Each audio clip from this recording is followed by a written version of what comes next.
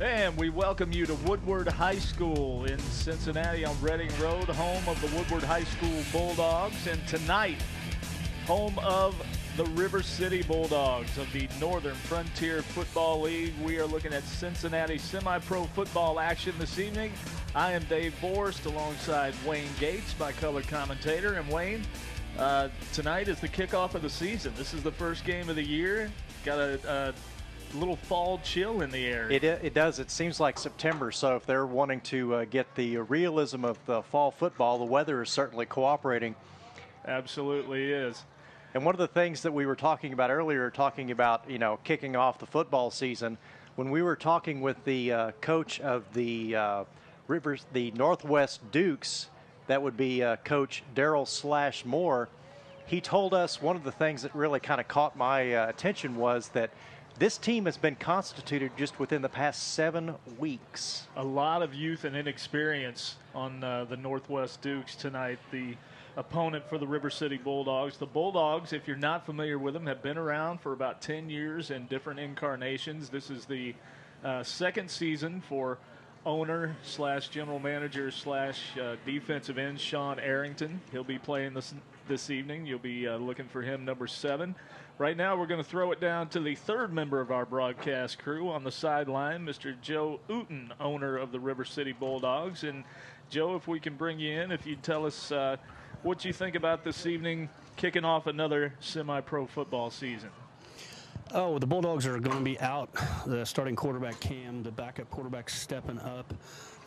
He's a veteran, so we're not looking for too much skipping a beat there. I think he's going to step up and do the job tonight, and looking for a good W here. Absolutely. Cam Reyes is the starting quarterback that Joe is talking about, who is out with an AC joint injury. That's a shoulder injury.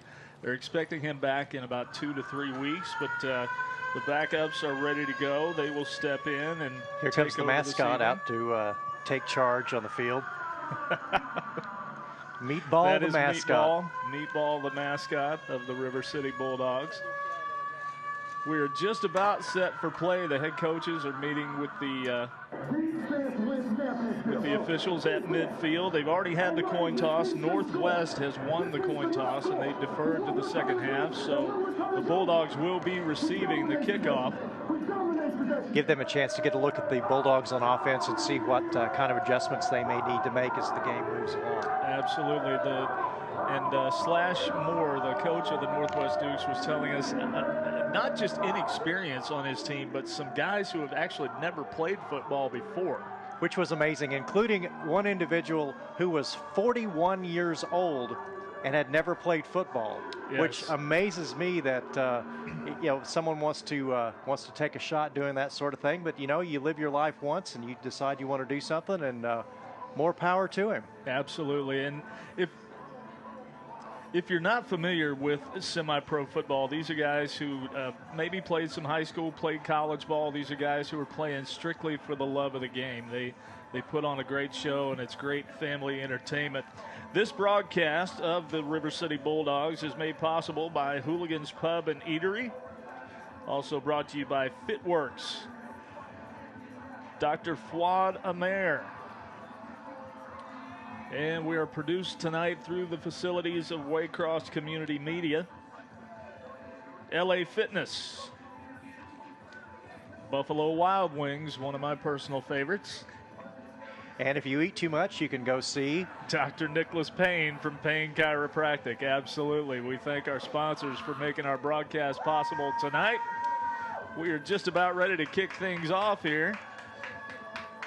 A beautiful evening for football in Cincinnati. It was a little bit overcast earlier today. We were thinking might get some rain at some point, but right now just really a fall-like cloud cover out there. It really, if you didn't know that this was May 17th, you would think this is mid to late September. I'm wearing a sweater and I got a jacket down there on the floor. So if the fall weather continues to exert itself and gets the temperature supposed to be in the 40s tonight, so we are prepared.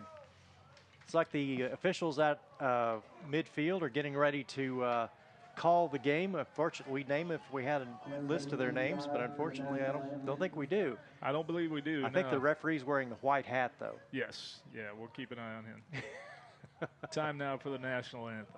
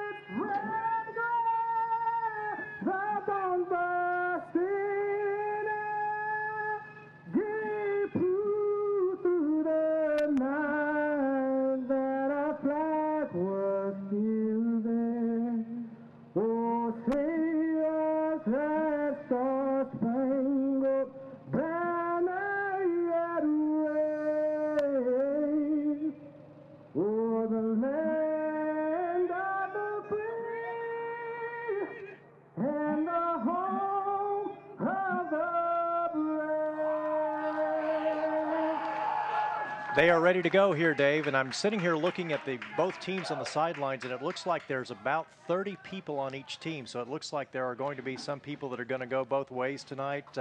Conditioning is absolutely going to be a factor here. Yeah, we were told by Coach Mark Scott, head coach Mark Scott of the River City Bulldogs before the game that conditioning, especially at this phase of the season, this early in the season, is important. He's going to do a lot of rotation this evening, especially among his offensive and defensive linemen. So we'll keep an eye on that for you as the Northwest Dukes are coming out to kick off.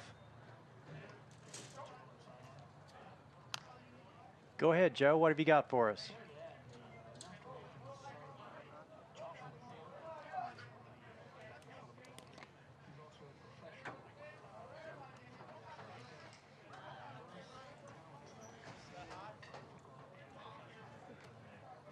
Wow, Yeah. Certainly a man of many talents and gifts. It was an outstanding rendition of the national anthem. And those are three things that I do not do on a regular basis. Looks like the Northwest Dukes are preparing to kick off to the River City Bulldogs and getting an exciting game of Northern Frontier football underway. Number 9, Eric Wallace, set up to kick for the Northwest Dukes. We were told before the game he is just 1 year out of high school, just turned 19 years old. There are a lot of people in that situation. You can look down and you can see youth, you can see experience, and you can see people that are getting ready to take on this game for the first time. Looks like we're about to get underway here, Dave, as the kicker is getting ready to approach the football. Number 1, number 20. Back to receive, we have number 1, Kenny Brown, and number 29, Rasheem Whitfield. Whitfield has the ball. Breaking tackles, he's out near midfield, and the Dogs are going to have outstanding starting field position. He is on the opponent's 49-yard line, it looks like.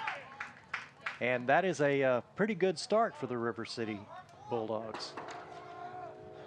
So it'll be 1st and 10 for the Dogs from the Dukes 49.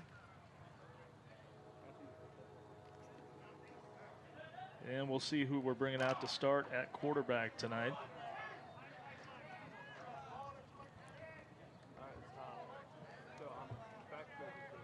Looks like number 10, John Mooney, is going to start the game at QB for the Dogs.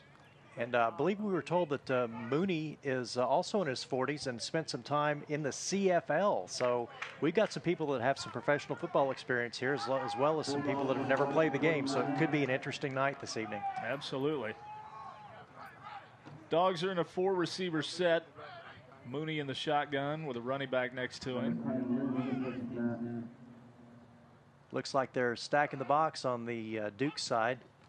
Backs out of the blitz, handoff. Jukes outside. He's brought down at the 44. Nick Metzger, number 2.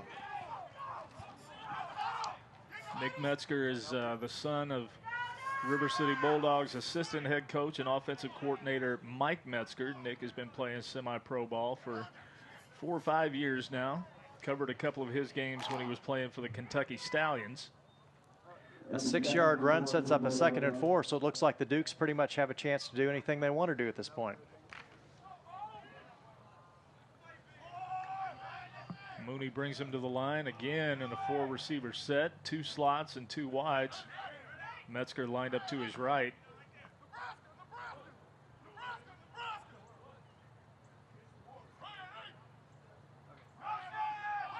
Here we go. Motion Oh, play. look at that.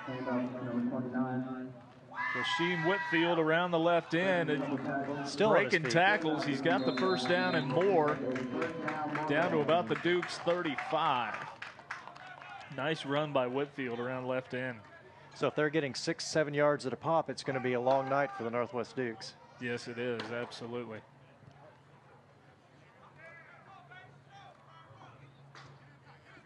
Whitfield will stay in the game. The Dukes huddle up again.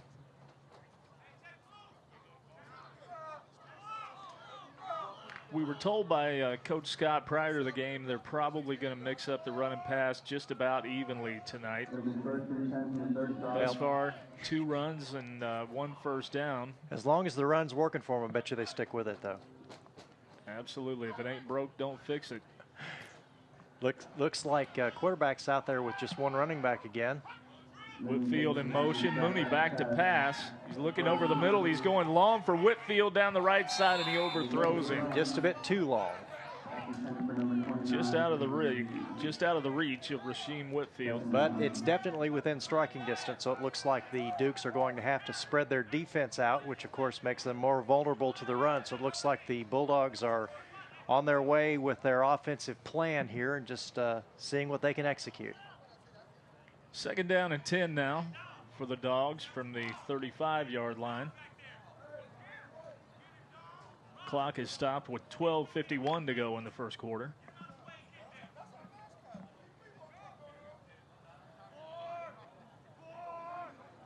Come to the line again in a 4-receiver set. You don't think they'll be sneaky and snap it directly at the running back, do you, Dave? I don't know. We'll have to keep an eye out for that. Dakota Kidd in motion. Now they're going to hand it off to Metzger. He goes over the left side immediately, cuts it upfield again, breaking tackles. We're seeing some hard running out of the Dog running backs. That's another Dogs first down. 13 yards. Nick Metzger. Down to the 21.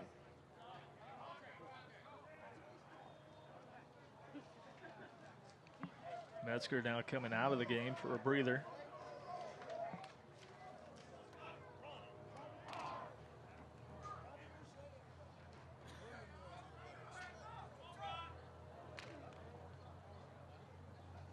Dogs break the huddle and come to the line. If you're Scott Walker, you got to be happy so far, I would think. I would think so, absolutely. Mooney again in the shotgun, a 4-receiver set.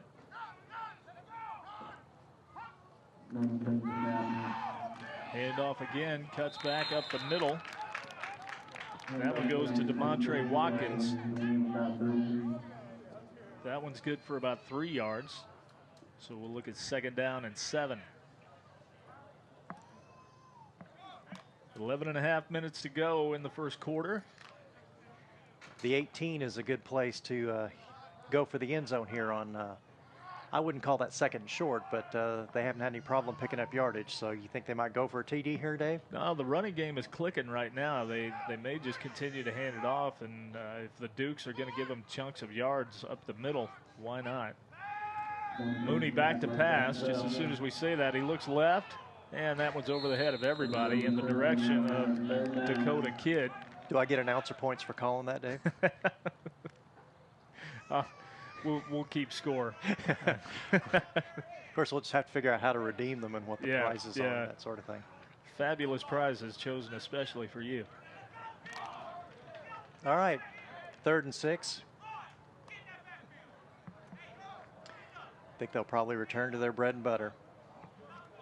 I would think so. The run has been working so far. They've carved up the Northwest Dukes offense or defense, excuse me. We are on a tape delay, so we're not giving away anything to the other team in case they would be listening, looking for our predictions. Still in the same offensive set. Mooney again back to pass, looking over the middle, throws into some traffic, incomplete. And that's going to bring up fourth down. So Mooney 0 for 3 in passing.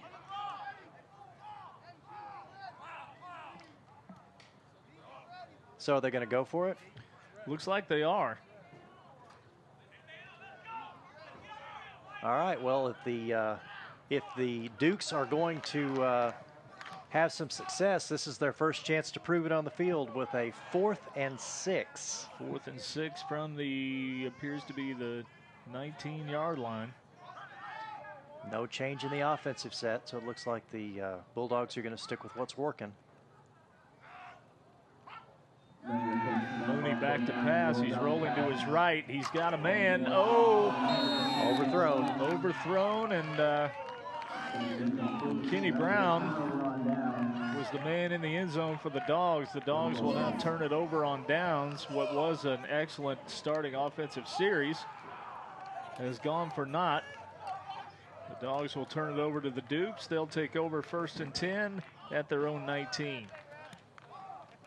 Now we'll get a look at the Dukes defensive set and the Bulldogs defensive set, and we'll see what the Dukes have to offer on offense with new team, new coach, new players. So we'll have to see how the offense begins to click for the Northwest Dukes. Again, a lot of youth and inexperience on this team. This was, as you mentioned in the open, this is a team that was put together basically over the last 7 weeks. In contrast, the River City Bulldogs have been working out together since November. And been together for 8 to 10 years in various incarnations. Yes. So the Dukes come to the line under center, the lone setback. They'll pitch it out to him, and he's taken down in the backfield. A 9-yard loss.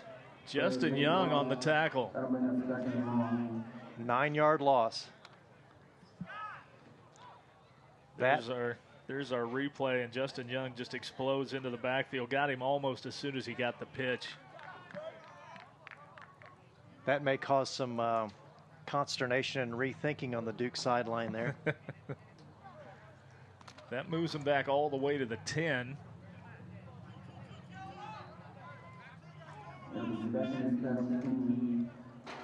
Yeah, the Duke coach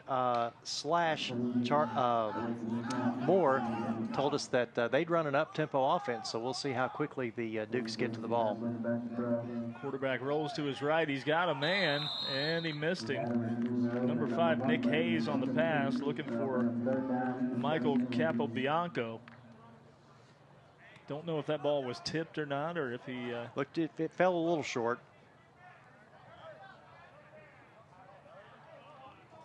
That brings up a 3rd and 17 for the Dukes. Not too many plays in your playbook for 3rd and 17. I'm wondering if they're going to pass. I would think that would be a safe bet. Yeah, this is one of those situations where everybody in the stadium knows what's going to happen. Then they'll try to an off-tackle run just to fool everybody. A draw play of some sort. Okay, looks like the Duke quarterback Hayes is in the shotgun with nobody around him. Man in motion to his left. He'll roll to his left. He is looking to throw. Complete. That's Capobianco out close to the first down. It is going to be very close, but I believe he's going to be short. We'll see where they spot it. It is within a yard of the first down marker, but I believe he's going to be short. Pickup of, we'll call it 16 on the play. It looks like they're moving the chains. They sure are. He picked it up. It did look like he was short.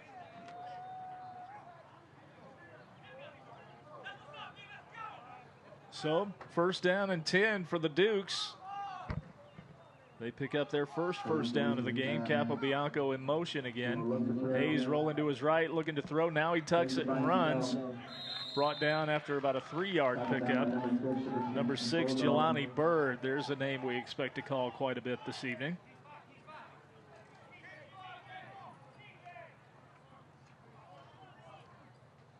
2nd down and 7 for the Dukes now. Had a little bit of success throwing the ball. I'm wondering if they're going to go to that well yet again. They are keeping it up tempo. I'll give them that. They're running some no huddle here. Looks like they're going for it again with another pass. That didn't go quite so well. Another quick tackle. Look to me, I've got a bad angle here, but I believe he either lost a little bit or didn't gain anything on that pass. Might have picked up a yard or two at the most, but immediately swallowed up. Dragged down Justin by Young. the Bulldogs. Bulldogged at the line, if you will. You watch much rodeo? That's what they used to call steer wrestling, bulldogging. 3rd and 5. And rolling to the left, or the right rather. Incomplete pass out to midfield. And they got a good hit on Hayes.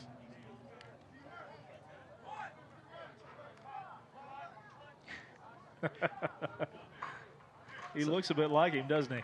So between the two quarterbacks, if my quite unofficial stats are correct, it looks like we have had 1 completion in 7 attempts between both quarterbacks so far. I think the Dukes might actually have 2 because they didn't complete that one pass just a minute ago for almost no gain. Yeah, I may have missed that one. My stats are unofficial, though. Back to punt. Rasheem Whitfield back to receive. A little bit of a high snap, low kick. Gets it away, end over end punt. And Rasheem will pick it up on the bounce. Breaks a tackle. Breaks another one. Oh, and they tripped him up just across the 30. Out to about the 33-yard line. He was just set to motor for a little bit, but didn't quite retain his balance. You can see on the replay here where he breaks one tackle, still stays on his feet. Nice spin move. Breaks another one, and he's just about to take off. Can't quite stay on his feet. That's when the turf monster reached up and got him. Well, they're lucky they're playing on turf because they'd be playing in a swamp if they hadn't been with all the rain we've been having. Absolutely. I think the dry cleaning bill would be quite high if they were playing on grass right about now. Still scoreless with the Bulldogs coming back to the line for another bite at the apple. 1st and 10 from the Dogs 30, we'll call it the 32. We are on tape delay, as I said, and I'll be bringing you folks the information about where and when you can catch this football game on Time Warner Cable and Cincinnati Bell at the end of the 1st quarter. So get a pen and paper because there's 3 or 4 different options. So if you want to watch them on TV, be ready to write and we'll give you the info. Mooney up under center, backs in an eye. He's got 3 wideouts. Looked like maybe a little bit of movement up front. They got away with it though. Handed off to Metzger for about a 2-yard loss. Back to the 30. There did appear to be a little extracurricular activity in the middle of the line there, but the it seemed like somebody might have come across early there. Refs didn't call it. That hadn't been a flag yet. Of course, it's only halfway through the 1st quarter, but so far they're letting them play though. That's good to see. And the referee's the guy in the white hat, by the way. 2nd and 13 now as the Dogs go back to the familiar 4-receiver set. Lone setback to Mooney's left. That's Nick Metzger. Mooney looking to throw again. He looks to his left. He's got Dakota Kidd. Dakota Kidd off to the races. He's brought down. All the way down to the 27-yard line of the Dukes. They're going to mark him at the 30. They marked him at the 30, but still a pickup of 40 yards. 40-yard pass. I think you could call that a success. Nice throw and catch by Mooney and Kidd there. So it'll be 1st and 10 now, deep in Duke's territory again. 6:25 and counting in the 1st quarter. That will spread the defense out a little bit. Keep them honest if you can complete some of those passes over the middle. Looks like Mooney's still back in the backfield there.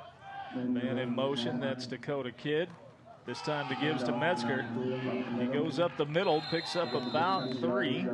It's like he took a couple of Dukes with him for that last yard or two. He sure did. He was juking and jiving in the hole, and then just decided to run over a couple of people. Churning through the line with a blue coat on for the last last couple of yards. Metzger's a powerful runner. Don't let his size fool you. He may be a little vertically challenged, shall we say, as some folks like to put it, but he is very strong and very quick. Well, sometimes those shorter backs are harder to bring down because they're fire plugs. And difficult to see behind that line. Absolutely. Mooney again in the shotgun. Metzger to his left. Whitfield's in the slot.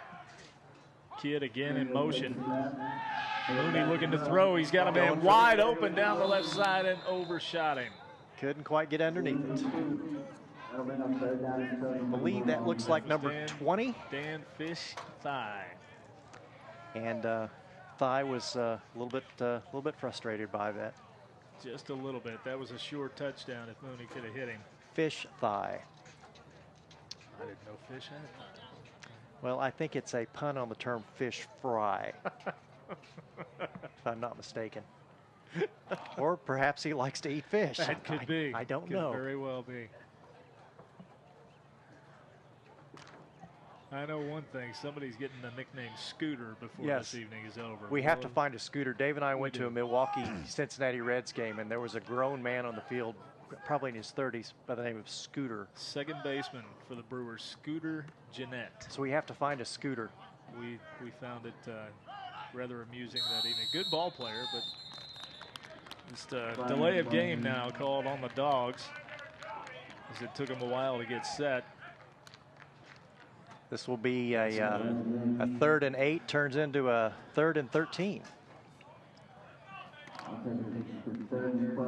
If I could do math. So that'll back them up to about the 32.5. In their own end zone, near their own end zone, 3rd and 13. I'm thinking pass. Let's see what what Coach Mike Metzger, the offensive coordinator for the Dogs, has drawn up here. Whitfield again in the slot. Metzger is the setback. Mooney in the gun. He's looking to throw. To his right, he's got Whitfield, and again, unable to complete it. That's going to bring up a 4th and 13. And the Dogs are showing no sign of punting.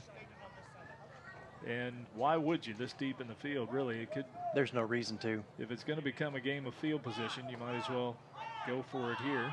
If you don't think you can get a field goal from this point, you might as well try to get them as deep as possible. Absolutely. And defense seems to be working for the Bulldogs, so. Certainly does. They're swarming around the ball. And they've shown they can bite off 40-yard chunks, so it looks like there's the confidence that they have that they can be successful here.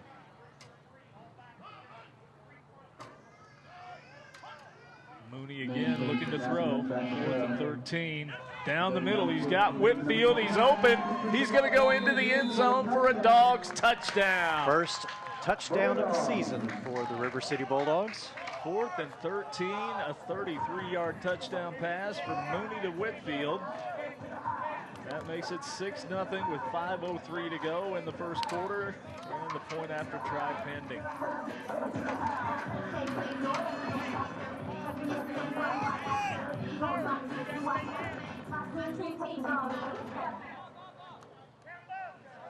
Looks like they're going for the extra point instead of going for 2. Ryan Roberts, the backup quarterback, is the holder.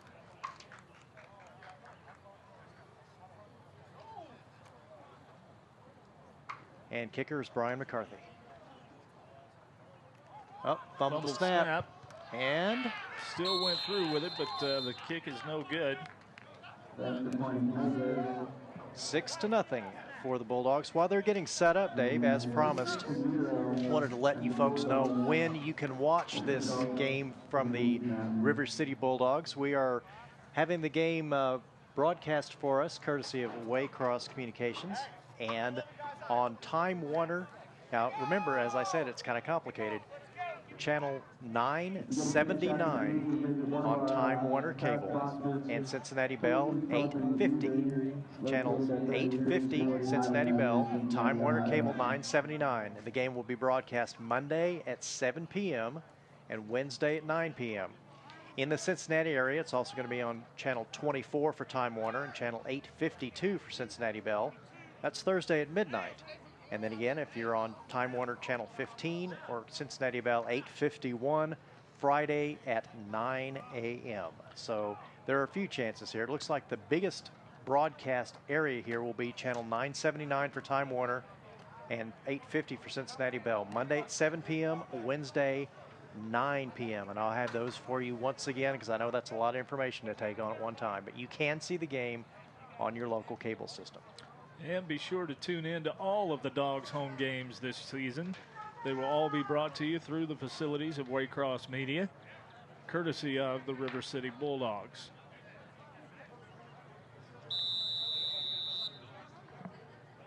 Yes. Absolutely. Looks like the Bulldogs are kicking off now to the Northwest Dukes.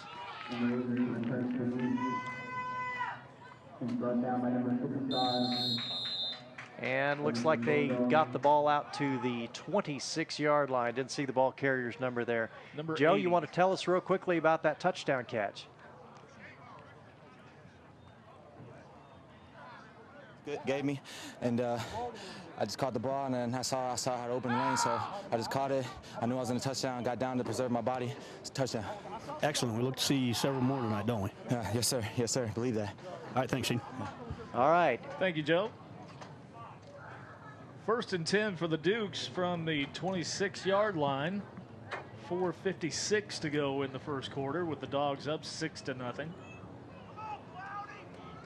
There's some big boys down there on that Bulldog line, aren't there? There's some large individuals out there, absolutely. The Dogs have good size across their offensive and defensive lines. But the Dukes, to their credit, do not look intimidated. Yeah, there looks like the Bulldogs are in a 3-4 at this point. One of the linebackers cheating up near the front, filling the box and shutting the line down.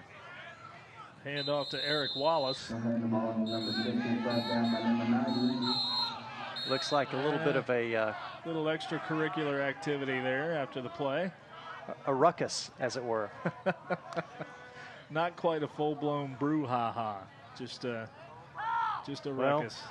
You know, if it's minor, you could call it a flap. A flap, yes. Okay. Yeah. And if it's a little worse, it's a hoo-ha. And then if it gets really out of hand, it's a brouhaha. So that's the...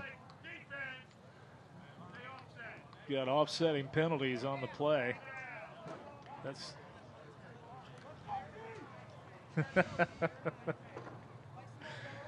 That's going to bring up a 2nd and 5 for the Dukes.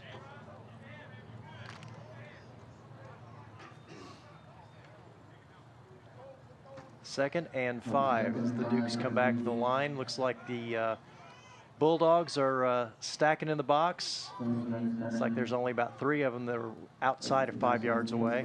Hand off again to Wallace, and he is slammed to the turf. My goodness. Aaron Jabriel throws him down. That was almost unfair. Looks like a little MMA move there. Absolute takedown. That's going to be a 2-yard loss on the play. Maybe we can see that in slow motion and see. Oh, our guys in the folks in the trucks talking about, you know, that's one of those. Let's put that in the open pieces of video. It was definitely a takedown one. Yes, it was. Big Aaron Jabriel clogging up the middle. 3rd and 7. Wonder if they're going to go to that well again. We'll find out. Nick Hayes in the shotgun. Wallace is the setback, and Hayes on the quarterback draw. He is swallowed up in the backfield, and that's going to be another 2-yard loss. So if you're the Bulldogs, you've got to be happy with the way the defense is going. Absolutely. They are stout. They're not giving up anything. Because by the time he had the ball, it looked like there were at least a couple of Bulldogs that were already in the backfield. And if you've got the defenders in your backfield when you're getting started, you're already behind the 8 ball. That makes for a long day. Absolutely. So the Dukes will punt it away on 4th and 12. Back to receive Rasheem Whitfield and Kenny Brown. The last time they punted, the Bulldogs got a pretty significant return. Bad snap, but he's able to field it, and the punt goes straight up in the air. That barely got back to the line of scrimmage. It took a Dukes bounce, and it bounced off a Bulldog, and that's going to be first down for the Dukes. The sideline of the Dukes was quite pleased with that. Wow. But ironically, the punt was so short that it didn't even go past their original first down marker.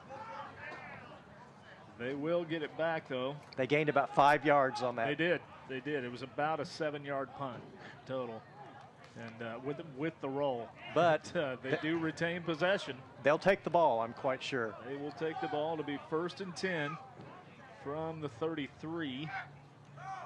Looked like one of the Bulldogs was going for it and tried to hop on the ball, and had he let it go out of bounds, it would have probably been a better decision. But you know, you play hard, you go for it. You can't expect them to not take a chance to grab that ball when they get the opportunity. So the handoff to Wallace. He's over the right side and again runs into a stack of Bulldogs, a pack of Bulldogs. Brought down by Justin Young. A pack of Bulldogs. Well, a pack of dogs, that makes sense. But what do you call a group of Dukes? Parliament? A court? I really have no idea. A house of Dukes. There you go. Indeed, my good man. I take exception to your tackle. I beg to differ. Counting down to 2 minutes left to go in the first quarter. 6-0 Dogs, 2nd and 8 now. Hayes up under center. He's going to pitch back to Wallace, and Wallace again thrown down in the backfield. That is Justin Young again. He's all over the field for the Dogs. That's about his 4th tackle of the evening. The Bulldogs smelled that coming a mile away because they were packing on that left side of the line there, and the Dukes went that way and didn't have much success. Able to sniff that out, and Young shot the gap and met him in the backfield again. That's about a 5-yard loss. That's going to bring up a 3rd and 13 from the 31. It looks like we got about 1:15 left to go in the first quarter, and I would certainly like to throw it back down to Joe at the end of the first quarter to talk about what he has picked up on the sidelines as far as the Dukes go. The Bulldogs. I'm sure he can talk about the Dukes too, but he'd rather talk about the Bulldogs, I'm sure. Hayes in the shotgun. He's got a man in motion. He's going to roll to his left. He's looking to throw under pressure. He's going to tuck it. He has to. Looks like number 6 for the Bulldogs, Jelani Bird, was pursuing him. He's running for his life. You can see on the replay there that it was him right into the waiting arms of Lamont Kuntz. Time to eat the football and take the loss. Live to fight another day. It looks like time for another punt. If they drag their feet a little bit, that may end up being the end of the first quarter. They've had trouble on the snaps so far on their first 2 punts. Let's see what happens here.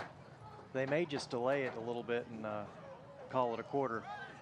15 seconds to go. Oh, they're going to go for it. Snap is away. It's a good one this time. The Bulldogs do rush it, but he's able to get it away. It's fielded by Kenny Brown out near midfield. He's able to pick up about 2 after the catch. That's going to be a 1st and 10 for the Dogs at the 47 with 1 second left on the clock. So it looks like we're going to have one more play before the first quarter comes to an end. A little bit of sun peeking through the clouds now. Boy, what a beautiful facility here at Woodward High School. Folks, if you have not been out here, you want to be sure to come out and enjoy one of these games in person. This is a lot of fun. If you're not familiar with Northern Frontier Football League football, come out, support the River City Bulldogs, support the team of your choice, but get out to a game. We have seen some exciting play so far. It's just the first quarter. Absolutely. Mooney in the shotgun again, the 4-receiver set. Metzger is set to his left. Pardon me, that's not Metzger. That is DeMontre Watkins. He's going to take it around the right side for a gain of maybe a yard. And that will bring the first quarter to a close.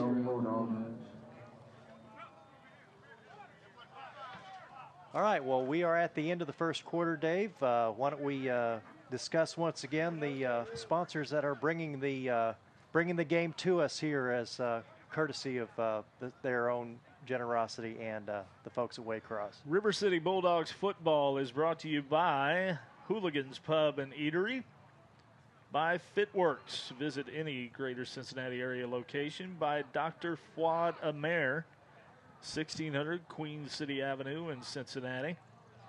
Also brought to you through the facilities of Waycross Community Media. Bulldogs football also brought to you by LA Fitness, Buffalo Wild Wings, and Dr. Nicholas Payne from Payne Chiropractic. Let's go down on the field and hear from Joe and see what the deal is. Talking about in the first quarter. Yeah, this is Joe here. I got Justin Young with me. How's things going out there on the defense? Thus far, things are going great, Joe. Okay. Defense looking pretty solid out there. Yeah, so we're able to adjust to what they're showing us, and practice makes perfect. Thus far, we're doing well. Okay, I hear you're doing some steer wrestling out there, huh? Yes, sir.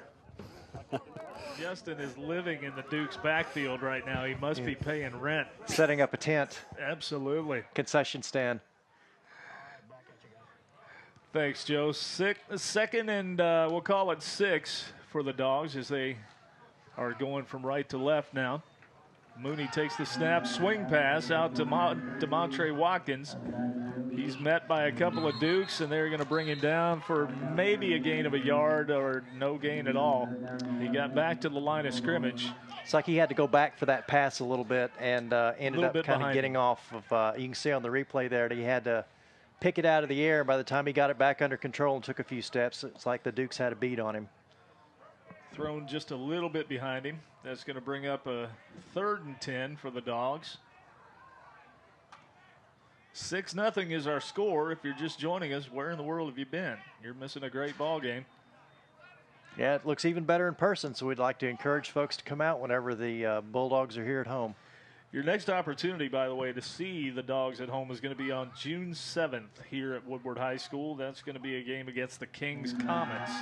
Kickoff again at 7 p.m. Mooney going long. Looking deep. He's got Kenny Brown. Brown tips it to himself. A beautiful catch down by the 10-yard line. Now, again, we talk about highlight film stuff.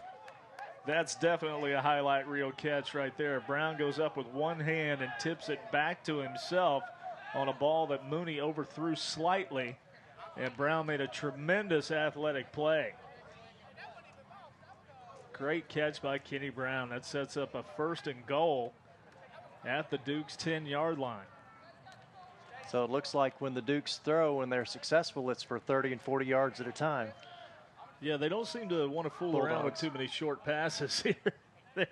We're going to pick up yardage in chunks, and well, that's okay. It's working so far. 4 wides again. Watkins to Mooney's left in the backfield. They're inside the 10-yard line. The changer on the ground. Mooney looking to throw into the end zone. And it's intercepted. Picked off in the end zone. And we'll see where they mark it. Did he try? They're signaling touchback. Well, I didn't quite see the Duke. That looks like number 17 caught that ball, if I'm not mistaken. That would be Kenneth Hamner. 23 caught the ball, I am told. That would be Ryan Harris. And instead of falling on the ground in the end zone for a 20, bringing it out to the 20, he tried to run it out. He did. They're fortunate they don't have the ball on the 1/2 yard line. Yeah, absolutely. The officials, however, claim that he was brought down in the end zone, so that is a touchback, and that will give the Dukes possession of the ball at the 20. It's like the officials are being, their judgment is being questioned by individuals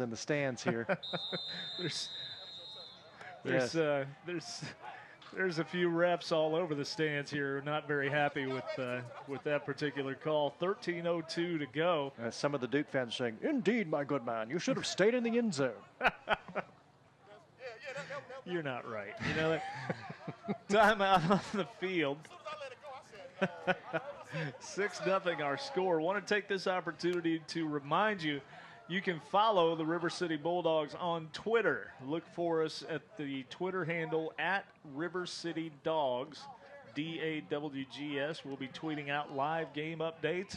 We'll be taking your questions and more.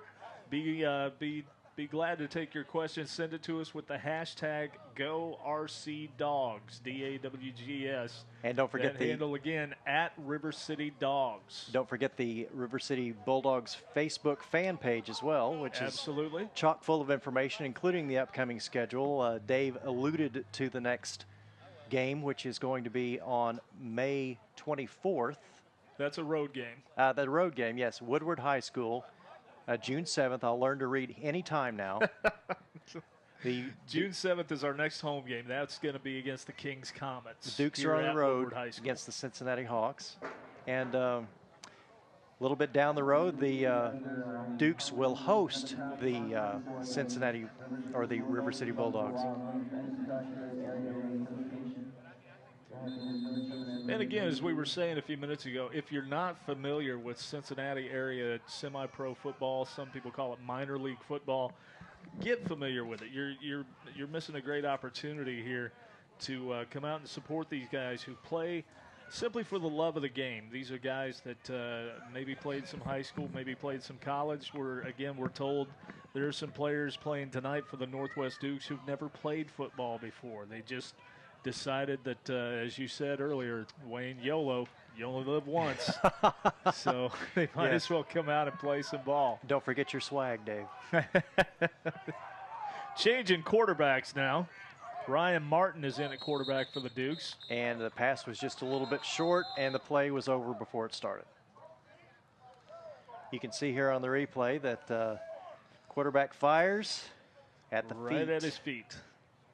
Incomplete pass. And had he caught it, he would have been wrapped up immediately anyway. Really impressed with the Dogs defense here in the first half. They are swarming all over the place. And the Dukes really have not sniffed a scoring chance thus far. No. It looks like the Bulldogs are absolutely taking care of business on defense. So that way you never want to see a fumble or a turnover like that. But if their defense keeps playing like this, that gives them plenty of wiggle room to work out some of the early season bugs that they still may have. 5-yard penalty on the play for the Northwest Dukes. Illegal procedure is the call. That'll bring up 1st and 15.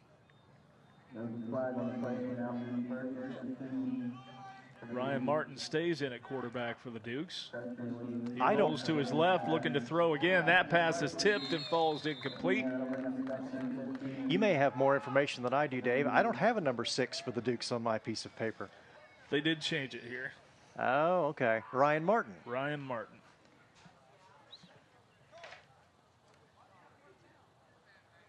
And, you know, again, the Dogs are playing without their regular starting quarterback tonight.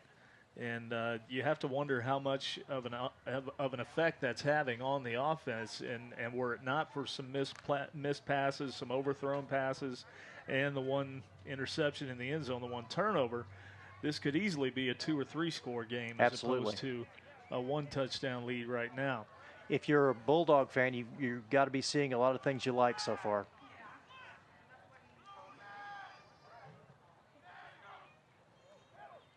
Martin again looking to throw, and this time he's going to be wrapped up. He got away initially, but again, swarmed by another pack of Bulldogs. It's like number 90, Aaron Jabriel, back there again. As he has been all night long. Jabriel has been a real thorn in the side of the Dukes offense so far. Dogs are getting a lot of pressure now. That's going to be a 3rd and about 23. That's quite a ways. Again, not too many plays in your playbook for 3rd and 23. This is usually in the NFL where you'll see a draw play, put it in the center of the field for the punter, and let's all go home and live to fight another day. Well, how about a double flea flicker? Well, maybe not. No. I think in the movie Back to School with Rodney Dangerfield, they called that the triple Lindy. Yes. Maybe that's what they'd be doing. The Statue of Liberty play. Yes. Flag on the play. Are we going to have a delay of game? Yes. Wow, that's going to back him up even farther. The referee crosses his arms as if cross. That's going to bring it up to third, and I can't count that high. I'm going to say 28. 28. Looks like they're half the distance to the goal line. Okay. They're gonna put it in play at the 5-yard line then. The disembodied voice of wisdom told us that it is half the distance to the goal line. So that'll make it 3rd and 25. The first down marker's out near the 30. Looks like, yeah, it looks like they're on the well, they're moving the stick even as we speak. Are they on the 5? Just inside the 5-yard line. Martin looking to his left. He's got one complete and immediately tackled. That was a solid tackle in the open field there. So they got about halfway. Look at the replay here. He swings it out to his left. Number 81, great open field tackle right there. Couldn't see the number from here. I want to say that was Mike Bell. Yeah, number 22, defensive back. Yeah, and we've been waiting to call his name and Quentin Hunter's name tonight. According to Coach Scott, head coach of the River City Bulldogs, these are the best 2 cornerbacks in the league. And the Dukes punter's standing on the goal line. What could go wrong? Again, not a great snap. He is able to get the punt away. Best punt of the night. End. It's going to take a Duke bounce and roll into Dogs territory. They're going to down it at the 46. And so the Dogs will take over just inside their own territory with 10:49 to go. Still leading 6-0. That was certainly the best punting effort so far of the night for the. It was a nice kick, even under pressure too. It was a bit of a spiral that he wasn't able to get it to turn over. But I was thinking we might see the safety dance. Wow, men without hats. Yeah. There's a group I haven't thought of for quite a few years. You can punt if you want to. You can leave your ball behind. We won't go any further down that road than that. 1st and 10 as Mooney brings him to the line. Back in the 4-receiver set, and this time Metzger is going to split out to the slot.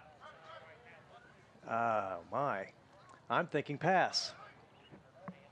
He's got 5 wide right now. Mooney calls the signals, calls for the ball, swing pass out to Metzger, thrown behind him, but Metzger's able to turn in a positive gain, dancing around the right side. He's out near the first down. Looks like he got it. They're going to give it to him. Looks like he got 11 or 12 yards out of that play. So good spot, good run by Nick Metzger. And Metzger did that pretty much all on his own. Again, the ball thrown just a little behind him, but he's Juggled able the ball to make something out of it. Tucks it away, breaks the tackle, breaks another one, shakes another one off. Just about got his head taken off there at the end of the play. Yeah, he made the first down, though. 1st and 10 Dogs. They are in Duke's territory at the 43. Other than a little initial difficulty in hitting some of those shorter passes, the Bulldogs are pretty much hitting on all cylinders here so far. Mooney again to the left. That's Whitfield. He's got him complete. Whitfield juking. He's down the left sideline. Got one man to beat. He stays in bounds. He is gone for a Dogs touchdown. And no, they're going to say they marked him out of bounds. They're going to call him out of bounds about the 18, maybe the 16. Somewhere around there. Stepped out at the 16. A nice run again by Rasheem Whitfield. Great change of direction there, as you can see on the replay. And right about there is where they're going to mark him out. He's on the line. Ball's on the 17. So I said the 18, the 16, split the difference. We were all the way around it. Yeah. We're relatively close. I can blame the bad angle, quote unquote. All right. Dogs break the huddle. Mooney in the shotgun. He's got 4 wide, a setback. That looks like Watkins. Mooney throwing again. Wide open is Dakota Kidd. That's a Dogs touchdown, but a flag on the play. Let's see what the flag is all about. What's the man in the white hat going to say, Dave? And Mooney Holding. is not happy. This is going to illegal motion. False start. That's going to back him up 5. They're calling that one on Marwin Brown. And the walk of shame begins. So, again, if you're looking for good news, the Bulldogs have essentially scored twice and but no points to show for have had it, it called back unfortunately. each time, but it just goes to show you that they are moving the ball with relative ease here. Absolutely.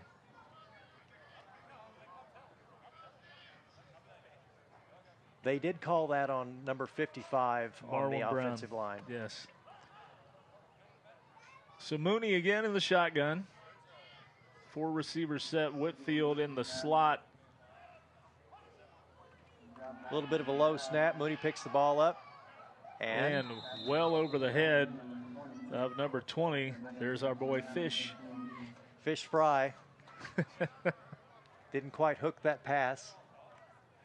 Hook, fish. Yeah, I got it. Okay. That's terrible.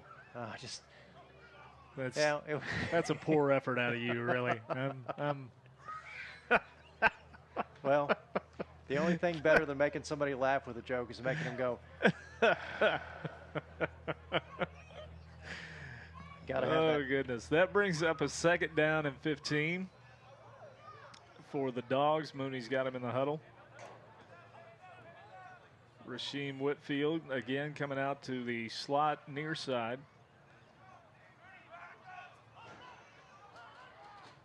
Josh Thorpe in the backfield with Mooney.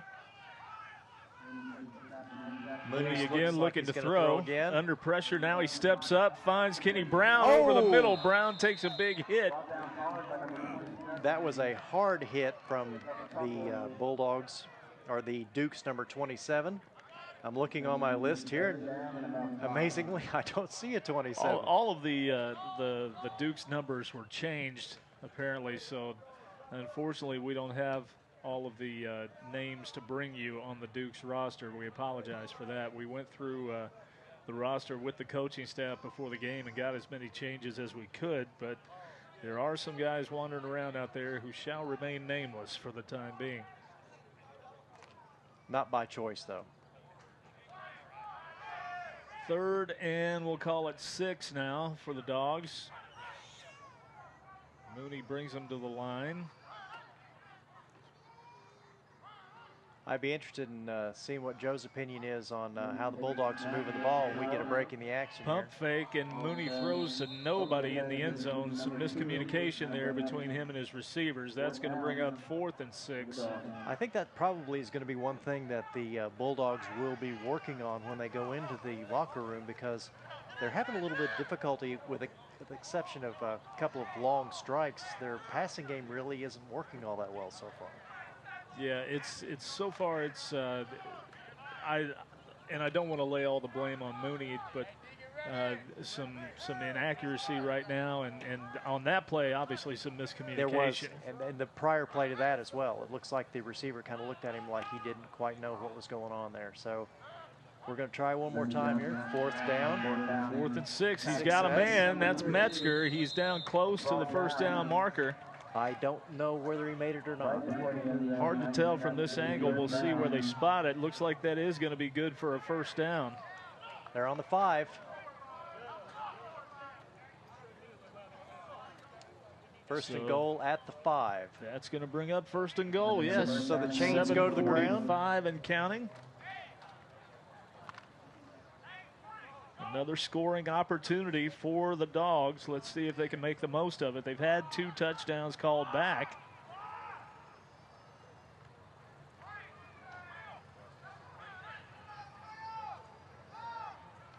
Looks like they're getting their ducks in a row. Mooney looking over the defense. Quick pass fake, and it's handed off to Josh Thorpe up the middle. He's going to be stopped short at about the 3-yard line. 2 hard yards, but the Dukes line held. They stacked up on him and pushed him back. Nice play there by Mooney. A good pump fake, and then the handoff to Josh Thorpe. Well defensed by the Northwest Dukes.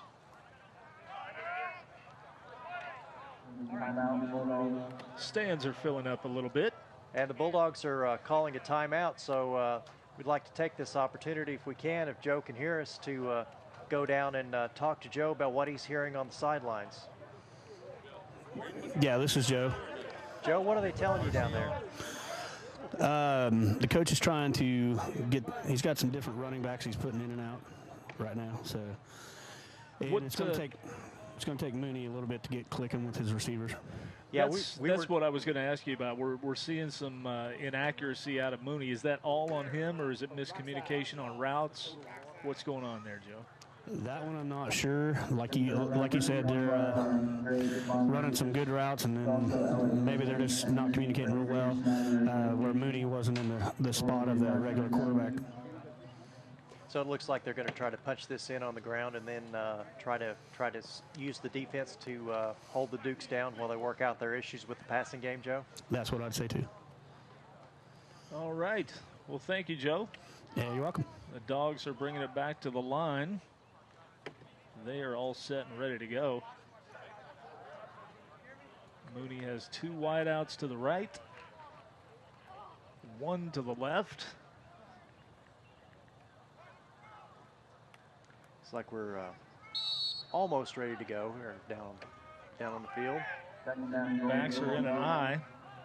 Mooney's up under center. You don't think quarterback sneak at this point, do you, Dave? I don't know. From the 2 or 3 yard line, Mooney's a big guy. Why not? He's a little bit too big to really sneak anywhere, but yeah, he's a big fella. He doesn't like what he sees. He's changing the play, I think. Now he's going to pass to his left, complete to Kenny Brown for a touchdown, Bulldogs. So when they pass, they score touchdowns. Evidently so. That makes it 12-0 for the Dogs. A nice check for Mooney, if he indeed did change the play there. Quick slant pass to Kenny Brown on the left side, and he dances into the end zone untouched. So with 6:51 to go, the Dogs now lead 12-0. With the point after try coming. Yeah, it looks like the last time the point after attempt didn't go well because the ball just kind of rolled out to the hands of Roberts, and they tried to kick it anyway, but hopefully this effort will be a little bit more successful. Yeah, absolutely, Joe.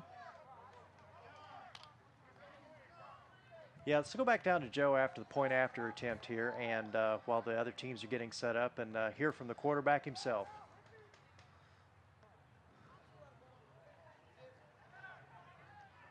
Looks like bad snap again.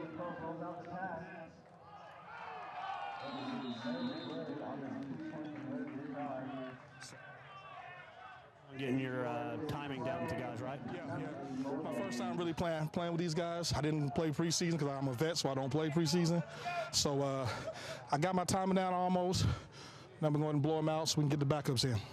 I think they were looking for you to do a quarterback sneak. They were saying how big you are. You could just probably fall in the end zone. No, I'm too pretty for that.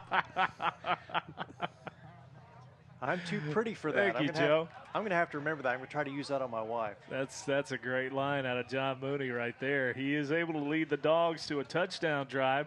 As you see, a bad snap again. Special teams is, especially the point after try, is got to be a concern for Coach Mark Scott. Looks like maybe the Bulldogs should try to go for 2 next time they get the opportunities. Wouldn't surprise me. Wouldn't surprise me if they do exactly that. Let's take another look at the touchdown as Mooney checks out of the play. comes back and just fires a laser to Kenny Brown on a quick slant from the left side, and Brown goes in untouched. Once Brown got his back to the defender, there wasn't much they could do about that. No, there's no defense for that play, especially when it's executed that well. Picked up the ball on the 15, still on his feet. And brought down by Dakota Kidd out at the 37-yard line. That is number 80, which I don't see again, on my list. I don't have that one on my sheet. The stadium PA announcer is announcing a name to go with that number. If one of us can check with him at halftime, we'll do that and see if we can get a name for you. But the Northwest Dukes will be taking over at the 37-yard line, their own 37. It's going to be 1st and 10. With the Dogs leading 12-0, 6:45 to go in the first quarter. Look at the bookends down there, 92 and 90 for the Bulldogs. Those are a couple of large individuals. Taylor and Jabril. I think that's probably as good a reason as any why the Dukes are having difficulty at the line. I don't quite see that. Who's their other defensive end down there? 85, Lamont Kuntz. He's a big, tall, rangy guy. He's got that kind of Michael Johnson look to him. Michael Johnson, of course, a great defensive end for the Bengals. Bulldogs were again in the backfield immediately, and they're calling for a ball fumble. On the ground. Looks like the players are gesturing each way, but the guy in the white hat has the final say in that, I believe. Yeah, he's going to give that to the Dukes. They're going to rule him down. 2nd and 10, no gain on the play. 12-0 here at the. Looks like he was down on the ground when the ball comes loose. I'd like to thank again Woodward Career Technical High School for the use of their facilities. It's a fine stadium here with artificial turf and some nice bright lines. It's a great night for football. Absolutely beautiful facility here. They can be very proud of this. Home of the Woodward High School Bulldogs, and as we mentioned, now the home of the River City Bulldogs of the Northern Frontier Football League. That pass, and again, miscommunication between quarterback and receiver as that falls incomplete. That didn't go well. I'm not sure who he was throwing that to. He was looking for Tony Brackett, but I think Brackett broke in when he was looking to throw out. That was a gift. If there had been a Bulldog in that general vicinity, I think they would have been gone. Yeah, that would have been 6 points the other way, no question. So that's going to bring up a 3rd and 8 for the Dukes. Well, again, like I said, other than the passing game that they've had a little bit of an issue with, the Dukes pretty much the Bulldogs have to be pretty happy with the way things are going tonight so far. Absolutely. A couple of missed opportunities on the offensive end, but the defense is stout. Playing well this evening. Martin in the shotgun. He takes and looks to throw. Pass complete, a big hit late on, but didn't wrap up right away, but still able to drop him for a gain of about 6. That's going to bring up a 4th and 2. Again, the mysterious number 80. The mysterious number 80. Of course, probably the most famous 80 in the Cincinnati area would be Chris Collinsworth of the Bengals, but I knew Chris Collinsworth, and he, sir, is no Chris Collinsworth. I was going to say. Thanks, Lloyd Benson. 5:21 to go, 4th and 2 for the Dukes. You know, I was thinking if we're going to talk about the Dukes, I should use my Thurston Howell III voice. Good heavens, Lovey. We're going to go for a touchdown. You know, the secret to talking like that is don't move your lower jaw. No, you have to pretend it's fused in place. 3 wideouts for the Dukes. Indeed. The mysterious number 80 in motion. 4 wideouts now, excuse me. Lone setback, and Martin looks over the defense. And they join and him here in the they backfield come once again. Almost intercepted. Quentin Hunter almost had that and slapped it around a couple of times. That would be, looks like it went through about 3 people's hands. Well, the Dukes receiver had a shot at it, but it looked like it was just coming through a little bit too hot. Goes through his hands. Oh, my goodness. And Quentin, once he gets a look at that replay, he might be kicking himself a little bit. That was a great attempt on his part, but unable to come down with the interception. But the Dogs do take over on downs. It'll be 1st and 10, and again, they're starting in Duke's territory at the 46-yard line. And we are, again, that's another example of some of the athleticism that we are being treated to here at this Northern Frontier Football League contest. Some of these guys have played before. They play pretty well. Absolutely. Josh Thorpe spread out wide to the right. Nick Metzger, the trips formation down to the left. Metzger is in the slot as Mooney is in the gun. By himself. Looks like he's going to go for the pass one more time and see if they can work on the timing that they discussed. Looks like Mooney's checking off. 1st and 10. That's going to be a delay of game on the Dogs, I believe. The referee walks up. And hasn't called it yet. Dogs are walking backwards. Talking with the linesman. Still no signal from the referee, and it is a delay of game against the Dogs. He's crossed once again. 4:47 left in the first quarter. That's going to back him up. That'll give him a 1st and 15.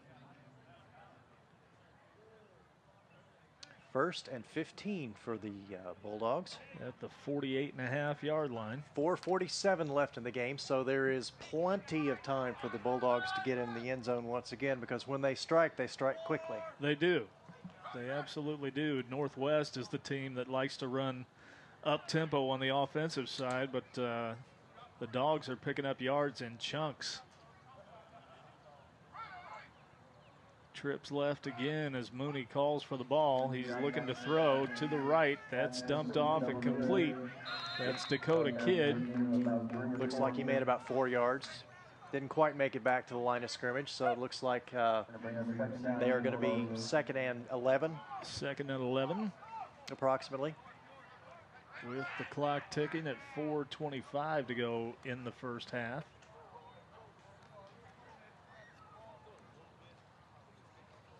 Hopefully Joe will have an opportunity to talk to Coach Scott Walker at the end of the first half to kind of get an idea about what he's thought about what he's seeing so far, kind of think about some of the adjustments he's making. Or Mark Scott, rather, sorry. Okay. Mooney takes the snap. He's looking to throw again. He's got Kenny Brown. He's looking for him down the middle, and Brown unable to get back to that pass, just slightly underthrown and broken up. Kenneth Hamner was blocking his way from being able to reach over, and he tripped over Hamner's body. So Brown tried to fight back and get to the ball, just again a bit underthrown, and Hamner had a play on it, was able to knock it away. That'll bring up 3rd and 12 for the Dogs.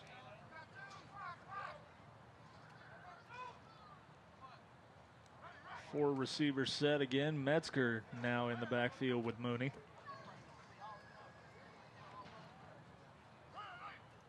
Mooney calling for the ball. Looking downfield. Pass over the middle, looking for Brown again, and a perfectly timed hit by Kenneth Hamner breaks that one up. That would have been good for a first down. Perfectly timed on one opinion, or perhaps very, very close to pass interference on the other. If you look, the timing is very, very close when those two meet up with each other. I thought that was very close, but the guys in the black and white shirts are saying that he got there at the same time the ball did. Yes. That brings up a 4th and 12. And their vote is the only one that counts. They are the it's not a democracy around here, unfortunately. Timeout called by the Dogs. So, chance once again. Let's run down the schedule for you over the next few weeks. Is the next game that the Dogs will have is a road game. This one is May 24th at Western Hills High School. That's against the Cincinnati Hawks. That's on May 24th. Kickoff at 7 p.m.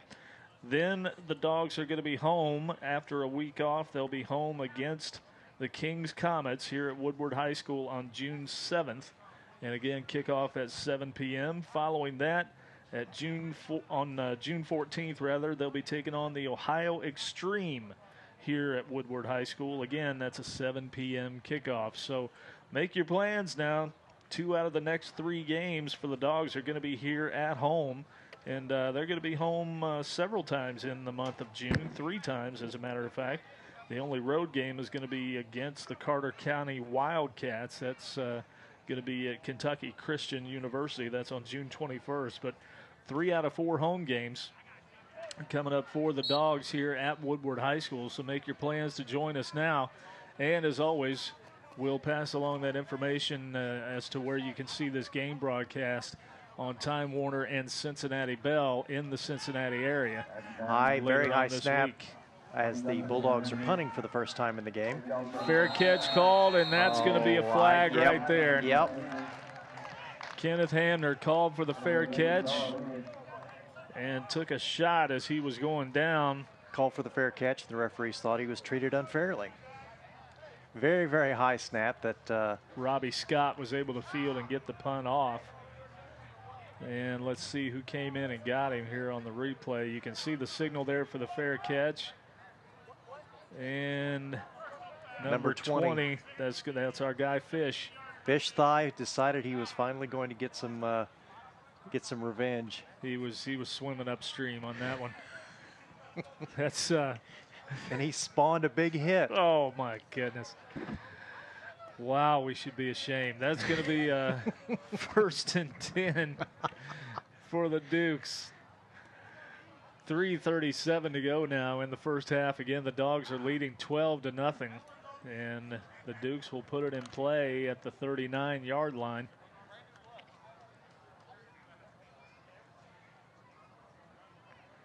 .337 left. Plenty of time for the Dukes to take a trip down the field and maybe put something on the scoreboard.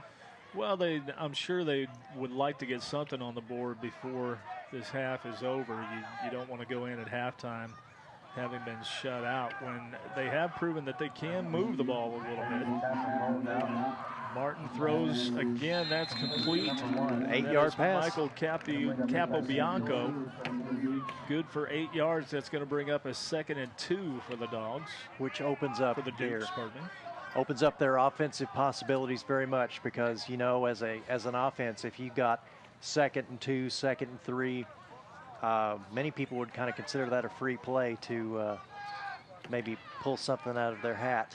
A lot of tricks in the bag for 2nd and 2, 2nd and 3.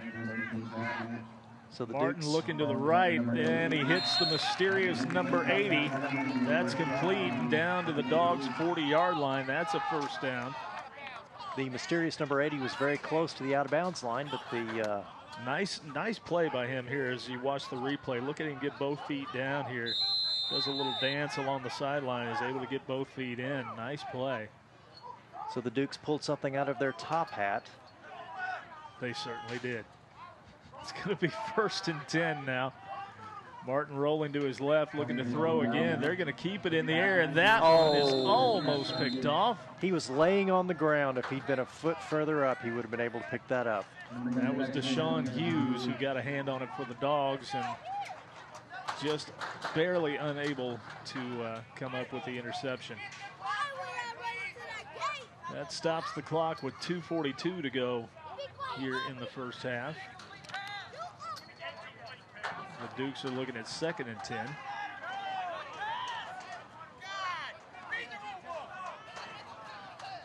As we approach the next play here for 2nd and 10 for the Dukes. Martin rolled to the right. Incomplete pass, in and out of his hands.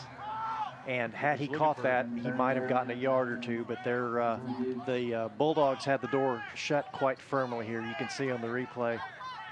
Looking for Tony Brackett there. It goes in and out of his hands. He was already being approached by abundance of Bulldogs. A pack of Bulldogs, yes.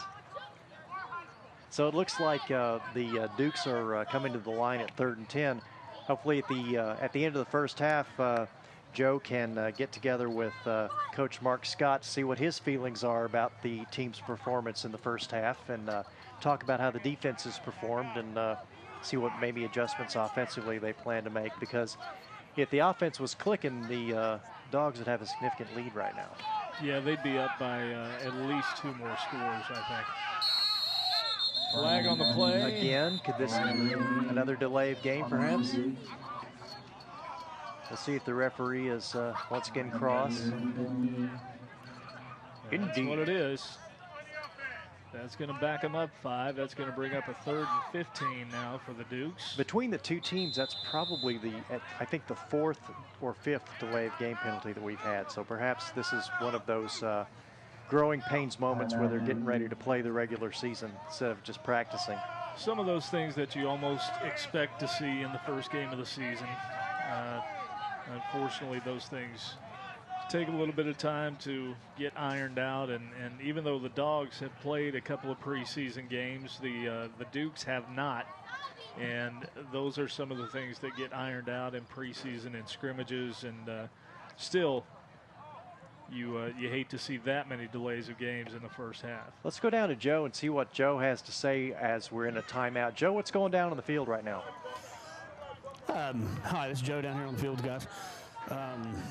I think the coaches are just trying to get through the half and then go back and readjust so that they can stretch that lead out. So what are your impressions so far about how things are going?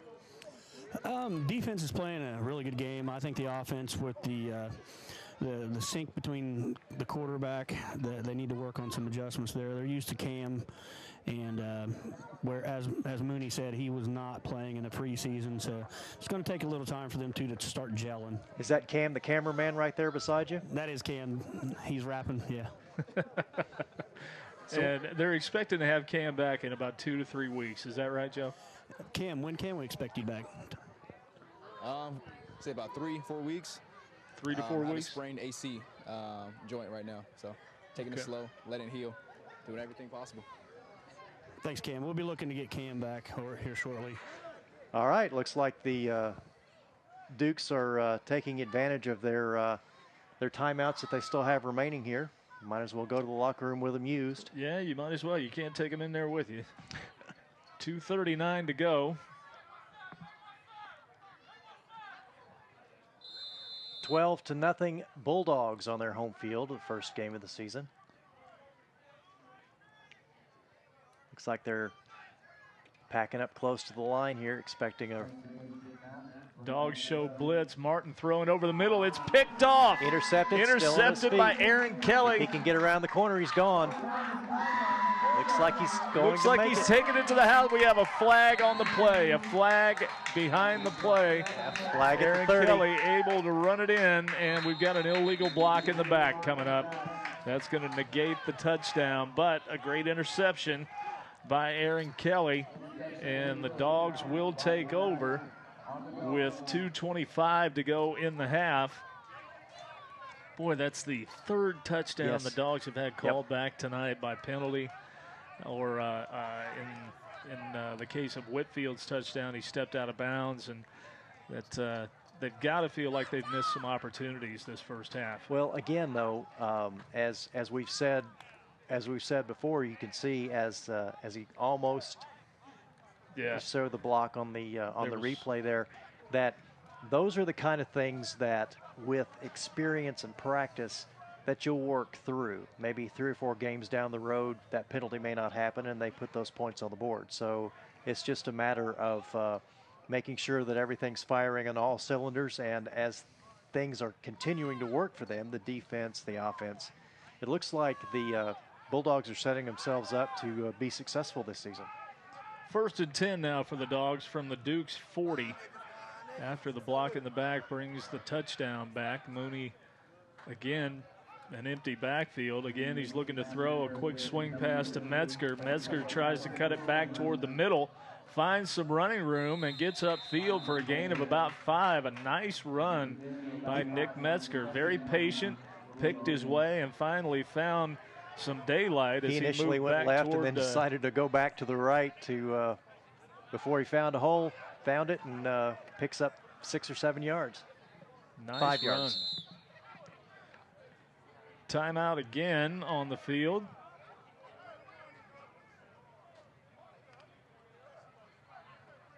Looks like someone decided they wanted to discuss things. 2nd and 4, 2 minutes left. Looks like the Bulldogs are hoping that they can get in the end zone one more time. Let me see.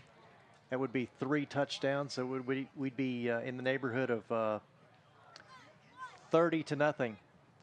Or I believe that is the 2-minute warning, perhaps, yes, for the first half. Perhaps this league does do a 2-minute warning. I believe they do. But we have been warned that there's a 2-minute warning. So 12-0 for the Dogs. It'll be 2nd and 5 when we resume play. I want to remind you once again, you can follow us here on Twitter at River City Dogs, DAWGS. Be sure to tweet your questions to us. Use the hashtag GoRCDogs. And we'll be glad to answer some of those during the next broadcast, which again will be coming up. Our next home game is going to be on June 7th here at Woodward High School with your River City Bulldogs taking on the Kings Comets. So come out and join us for that one. Bring along your smartphone, and we'll tweet back and forth from the booth. So we have Dukes and Kings? We do. We do. Indeed. It's a royal league. Absolutely. Mooney breaks the huddle. 3 wides to the left with Metzger in the slot. 5 receiver set again with Mooney in the shotgun.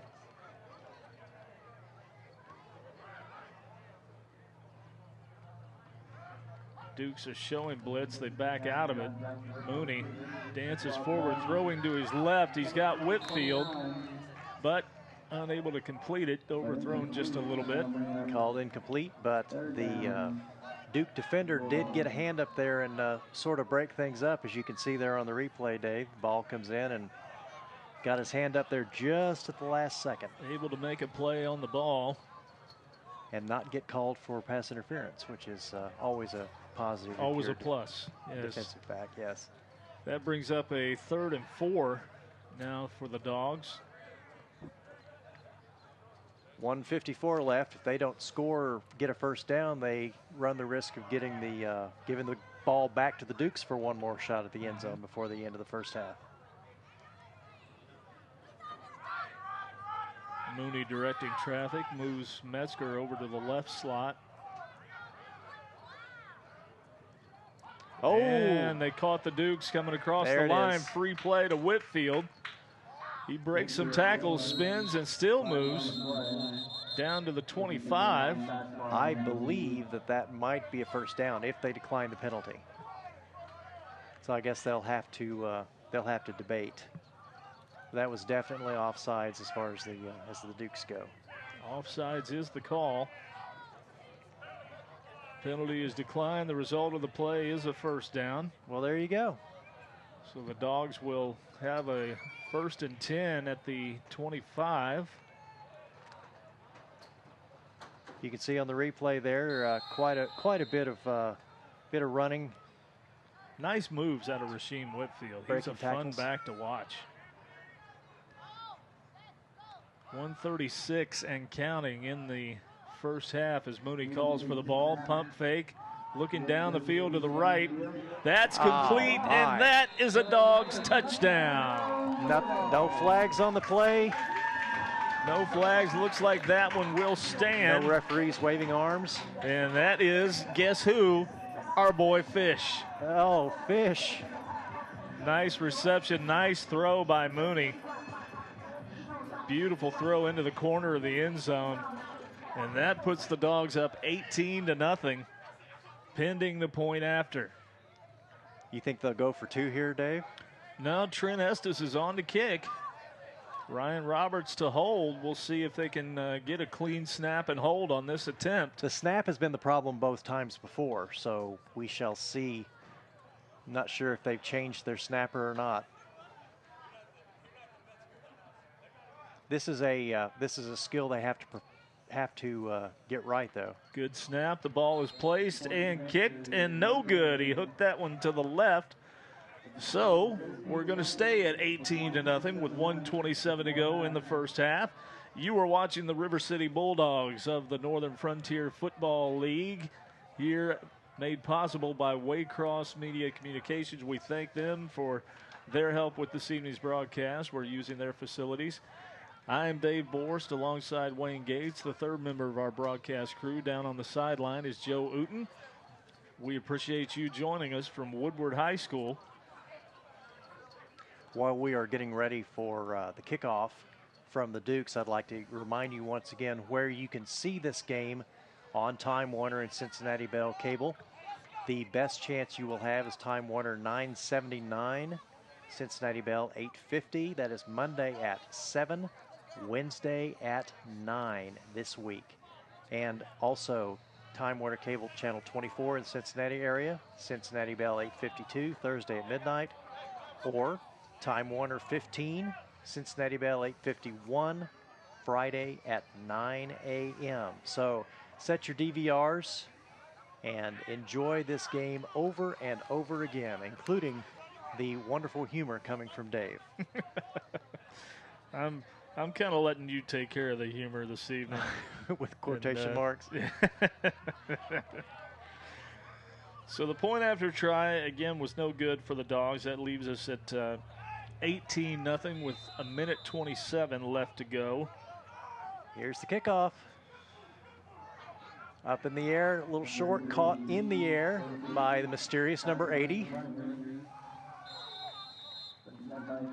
And 34-yard line. I do believe I heard the announcer in the stadium actually has a name for this young man. For the mysterious number 80, For the mysterious number 80. We must find out who that is. We have to give this young man a name. He's playing a whale of a ball game. He is. It's only fair to get his name right. I hate to see him represented on a graphic like with a mask on or something like that. The phantom semi-pro football player. With the masked marauder, I think, is what the guys in the truck are calling. That's as apropos a name as any. Or a ninja, sort of a ninja sort of thing. You know, a little black suit. Looks like the... I prefer the disembodied voice of wisdom to the truck. It's more mysterious. It is that. Oh my. Pass intercepted, and he is going to go all the way to the house. That's a touchdown, Bulldogs. That is Quentin Hunter, number 24. One of the lockdown cornerbacks that Coach Mark Scott was talking to us about before the game. Watch this interception here. Beautiful Bounces play by off Hunter. One hand, he plucks it out of the air, and he's gone. Nobody between him and pay dirt. And that puts the Dogs up 24-0 now with 1:13 to go. And we'll see what we're going to try the point after. So the Bulldogs capitalized on a Duke turnover, and something went their way. Finally didn't have one called back. Right. It seems like the Dogs have had a struggle to score this evening, and it seems like the first time they score, it doesn't take. Right. They have to score 2 or 3 times to actually get credit for the touchdown. But with that one, Quentin Hunter takes it back to the house. Nice play by Hunter, and a little confusion here on the point after try with some personnel issues. Trent Estes is on to attempt the kick. They need to get this right. They're 0 for 3 so far. But if the biggest problem you have is point after attempts. Kick is up, and that one is good. That makes it 25-0. 25-0. So it looks like the Bulldogs have worked out that kink. Absolutely. We'll see if they can put that to more good use in the second half. 1:13 to go in the first half, though, with the Dogs now leading 25-0. You are watching the River City Bulldogs of the Northern Frontier Football League, courtesy of Waycross Communications, who have scored in clock time within about 15 seconds. Looks like we're going to see the touchdown once again on the replay. Again, watch how he plucks this ball out of the air. That's Nick Hayes again. His receiver looked like he was falling down. And the ball pops up in the air, and Hunter is right place, right time, and nobody is catching him when he breaks into the open field. He tosses the ball like he's been there before. Looks like we're about to kick off one more time here. Esses will kick it away for the Dogs. End over end kick, a little bit short. Whistles on the play. Yeah, so they blow the whistle that early. It means the kicking team was offside, so he's going to back up 5 yards and try it one more time. One more time. Coach Scott actually out beyond the numbers, coaching his team up. You don't see that very often. Coaching. Yes. Coaching emphatically. Folks, if you have not met Coach Mark Scott, he is an intense individual. He's a great coach. He is a Hall of Fame coach. He just made the Cincinnati Area Semi-Pro Hall of Fame this year. In fact, both coaches for the River City Bulldogs are in the Cincinnati Area Semi-Pro Hall of Fame. And Coach Scott is a very entertaining and engaging guy to talk to. And he absolutely loves this team and loves coaching these guys. The Ninja takes the ball yet again and is slammed to the turf at the 41-yard line. I wasn't reading Coach Scott's lips, but I think it may have been something along the lines of, "Excuse me, young man, you appear to have stepped off sides. Please refrain." Yes, I think that's exactly what he said. As Robbie Scott comes dancing out of the pile after making a nasty tackle there. Again, another MMA-style tackle. Mysterious number 80 was introduced to the turf. Indeed he was. Robbie Scott gave him a rude welcome there at the 40-yard line. 1st and 10 with 1:09 to go here in the first half. The Northwest Dukes are trailing the River City Bulldogs 25-0. And again, they've changed quarterbacks. Nick Hayes is back in calling the signals. And it was Hayes who threw the interception a moment ago to Hunter that put the Dogs up by 25. He's rolling Bulldogs to his right, and they ain't having none of that. Oh, my. My goodness, Lamont Kuntz all over that play. There were more Bulldogs in the backfield than there were Dukes. Absolutely. He's just run over here, running for his life. Once he starts running for his life, the play's busted. You know you're going to eat it, so you might as well just take it to the turf. Lamont Kuntz swallowed him up. His buddy Aaron Jabril was there to help. And where are they spotting the ball here, Dave? Looks like that's at the 30. That's a loss of 10 on the play. It's going to be 2nd and 20. They bring us 2nd down and 20 for the Dukes. 10-yard loss on that play. With 50 and counting, so it looks like the Dukes are not in a real big hurry to try to get off some more plays before the end of the first half. Inside a minute, they've changed quarterbacks again. Ryan Martin is back, receives the snap, rolling to his left, looking to throw again, under pressure, and again swallowed up. Eaten alive. That is number 92, Chris Taylor. They lost big 9 number more. 92. That's going to be 3rd and a country mile for the Northwest Dukes. I believe it's 3rd and 29, Dave, if I'm not mistaken. I think once you get past 25, it kind of becomes, 3rd and forever. Well, it is a country mile, I'm told. That's an official measurement. That is a technical broadcast and football term, a country mile. That's exactly right. Timeout on the field with 4 seconds to go. So kind of makes you wonder what they're plotting over there. A triple flea flicker, double reverse, Statue of Liberty, hide the ball play. Triple Lindy, I think, is what we came up with earlier. Or perhaps it'll be a run up the middle and go to the locker room. I think if I was their quarterback, I'd drop back and just heave it as far as I could and hope that something good happens. Well, it looks like it's been a pretty interesting game so far. Like I said, the Bulldogs have to be happy with the way things are going. They're ahead 25-0 at the end of the first half. If they can pitch a shutout on defense and work out some kinks on offense, we could be already looking at a score of 40-50-0. at this point.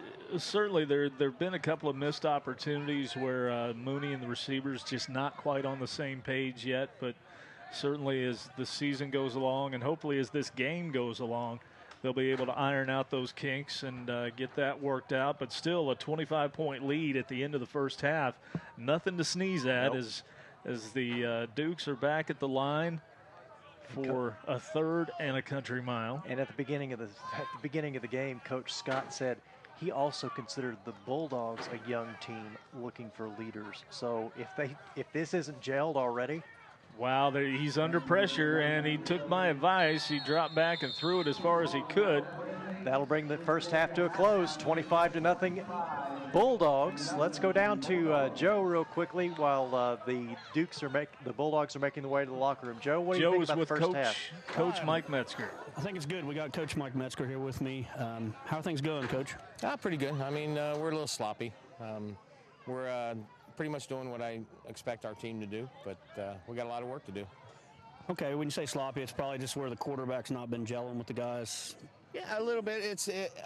Most of that is we've been hit with a lot of rain lately. We haven't been able to get in a lot of practice just because, we've been getting the thunderstorms and the lightning strikes have been forcing us off the field. So we're a little bit behind where I want to be, but the effort is there. The guys are really, they're working hard. They're listening. Everybody's working together. Don't see a whole lot of issues with people not paying attention to their assignments and trying to carry them out. So I'm pretty positive about what's going to happen here in the second half. Great. I was going to say, what are we going to see in the second half? Anything changing up, or? I never do the same thing all the time. I just make you think I'm doing the same thing all the time. So you'll see a lot of the same and a couple wrinkles that you won't expect. Is he happy with the big plays, Joe? You happy with the big plays, Coach? No, because we missed a lot of them. But I am happy that they're there. So this early in the season, I'm very happy with where our team is. Okay, Coach, let's get them ready and bring them out second half. Thank you. Thank you. Back at you. Thanks, Joe. That is Coach Mike Metzger with our buddy Joe Uten. The score at halftime is the River City Bulldogs 25, the Northwest Dukes nothing. This broadcast brought to you by Hooligans Pub and Eatery, by Fitworks, by Dr. Fuad Amer, by Waycross Community Media, by LA Fitness, Buffalo Wild Wings, and Dr. Nicholas Payne from Payne Chiropractic. We'll be right back with the second half of the Northern Frontier Football League action. The River City Bulldogs lead the Northwest Dukes 25-0. Stick around, folks. Do you like what you see? Do you want to see more programs like this? Well, check out waycross.tv for this program and others like these.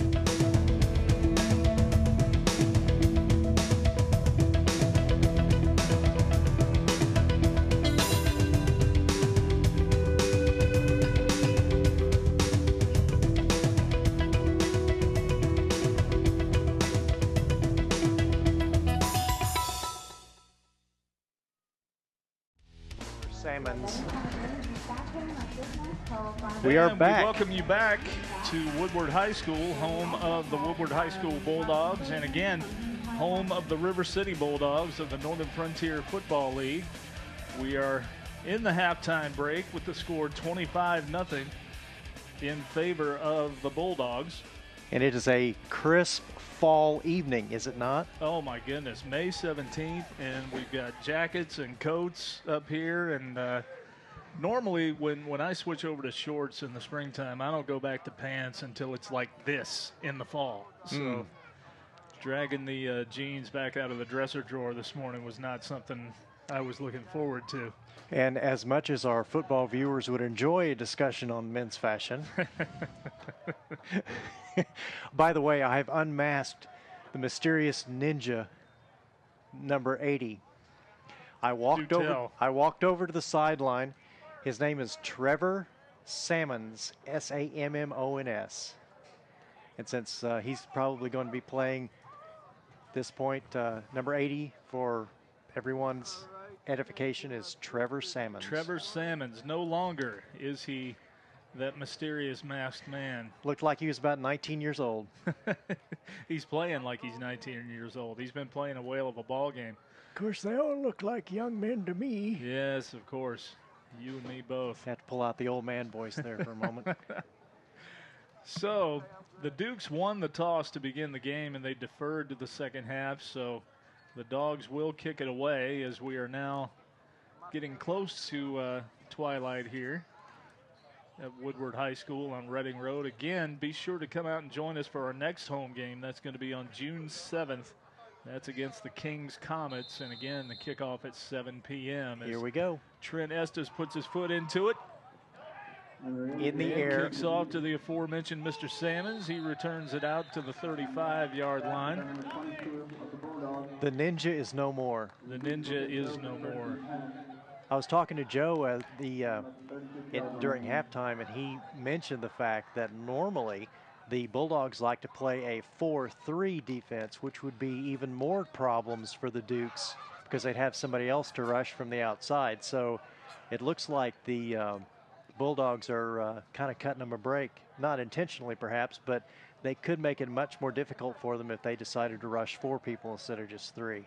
I kind of look for Coach Scott to rotate in some guys this half who maybe have not gotten into the ball game yet with a comfortable lead, and the defense has been dominant for the Bulldogs so far as Martin is back in at quarterback for the Dukes. And he's got the backs. Salmon's playing wide receiver. If I take one name away from the Dukes, it's going to be Trevor Salmons. He's got backs on either side of him, does Martin. He hands off inside. Like he made about 3 yards, and the last Bulldog off the pile was number 90, Aaron Jabril. Boy, he's been all over a the name place. we've called more than once. Just been all over the place. He and Lamont Kuntz and who was our other one? Chris Taylor have just been, they need to be paying rent. They've been living in the Dukes backfield all evening. And as the game wears on and the weight starts to take its toll in the conditioning, you could find the Bulldogs spending even more time in the Dukes backfield before things are over with. They break the huddle, and Martin again with the 2-back set, 2-back split. They gave him 1 yard in the last play. It's 2nd and 9. 2 wideouts. Back for protection, perhaps? Again, an inside handoff. That is Eric Wallace. That's our 19-year-old. Again, at last on the pile is Jabril. He made about 3 yards before before he was fallen on by a couple of houses. You almost expect him to have the candy striped socks on like the Wicked Witch of the East. Yes. There. I'm melting. Who dropped a house on my sister. As the Dukes come to the line again. Yes. They got a few laughs from the truck yes. anyway. So he ran into a brick house. He certainly did. Martin rolls to his left. He's looking to throw again. Now he's just kind of running for his life. He's going to go out of bounds with a little bit of help after about a 2-yard gain. A 2-yard, he ran 20 yards for a 2-yard gain. Watch. And again, that's Chris Taylor over there on the stop. Losing real estate, turning the corner, and finally heading out of bounds for about a 2-yard gain. 4th and 4. Are they going to go for it? Looks like they're in punting formation. Yeah, I would have almost expected them to go here. You're down 25 points. No reason not to. But I think evidently they're going to kick it away and live to fight another day here. This may be respect for the Bulldog defense here. Whitfield is back to receive along with Kenny Brown. Not a bad punt with a really good Duke bounce. Whitfield but takes it on the bounce. He's breaking it around the left side. Picks up a nice amount of yardage out to the 42. Nice run back by Rasheem Whitfield as we look at the replay. A nice punt. Probably got about a 20-yard return there. He caught it, took it right there on the 21. Made Wallace miss and then was able to get outside and turn the corner for a nice gain and then chop down at the 42. A 21-yard run. Sorry, I was off by 1 yard. I'll forgive you. 25-0 Bulldogs. Bulldogs with the ball. if they have managed to work through some of their timing and coordination issues, it could be a long half for the Dukes. It could indeed, as they spot the ball at the 43. Now the Dogs are showing a split backfield with Mooney with backs on either side of him. Still 3 wideouts. Though.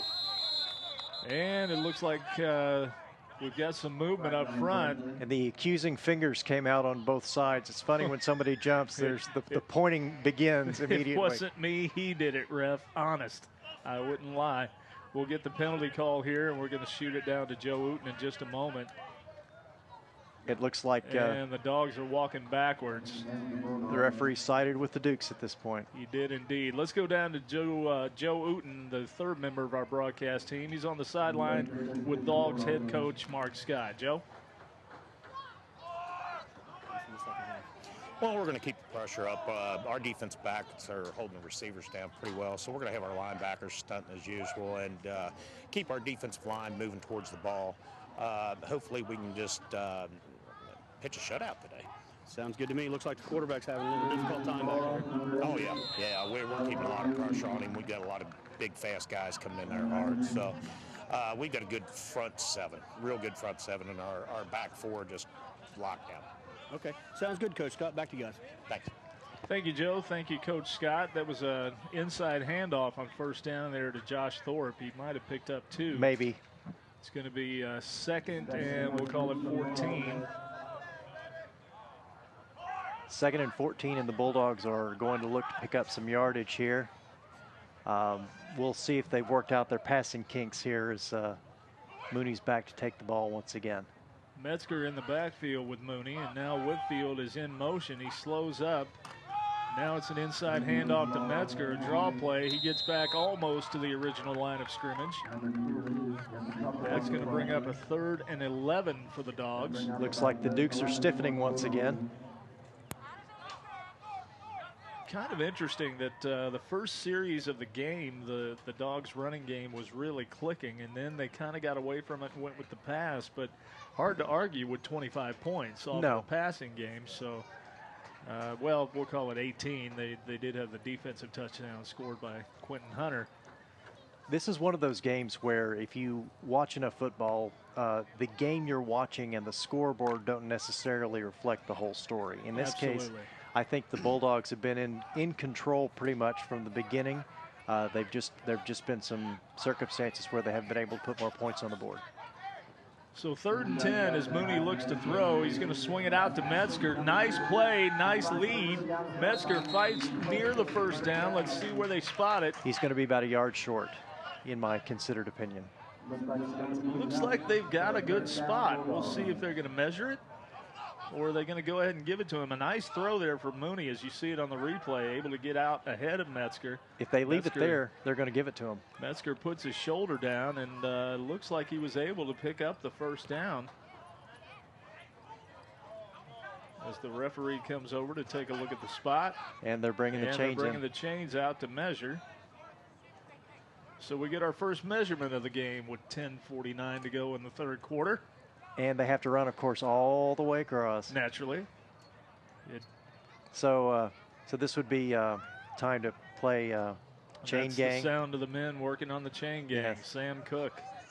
Absolutely. Love Sam Cook. Or Chain of Fools. Okay. Or maybe not. I prefer Sam Cook. And, of course, we're blocked by the players on the sideline, but it is a first down Dogs. I think the Bulldog players are happy to assist us in letting us know. They'll be glad to let us know what's going on. So that'll be a 1st down and 10 for the Dogs from the Dukes 47-yard line. Just like they're so helpful in a fumble scrum when arms are waving everywhere trying to influence the referees. Well, we just saw it on the false start a few minutes ago. Fingers pointing in every direction. I confess he did it. Looks like the chain gang is not quite organized as of yet. Well, their first game of the season, too. So 1st and 10 for the Dogs as they show that split backfield again. Metzger to his left. See, keeping them back as blockers or bait or perhaps dump-off opportunities. He's going to throw another swing pass, which is not working. That's complete out to our guy Fish. The Dukes have got that swing pass figured out at this point. They seem to have that sniffed. It did work prior to that for the first down from Metzger a couple of minutes ago, but able to sniff that one out with the Dukes, and that actually may have lost a yard. So it's going to be second and we'll call it 10.5. Now they move the stick back. 2nd and 11 for the Dogs. 9:54 to go and counting in the third quarter. Still nothing to get excited about as far as the Bulldogs go about issues that they're having. They're seem to be in control and just trying to get the offense back on track. Mooney with a single back now as Whitfield goes into motion. Mooney hands off and again met right at the point of attack. That's number 23, DeMontre Watkins. And he might have gotten back to the original line of scrimmage. Maybe another yard. Not much more, though. Yeah, it's going to bring up a 3rd and 10 or 3rd and 11. Our stick across the way is...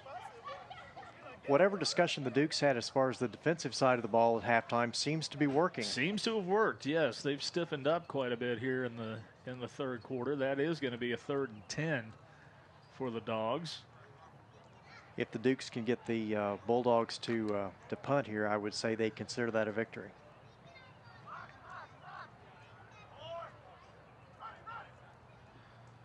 It's like there's some confusion in the Dukes defense as they get prepared for the snap.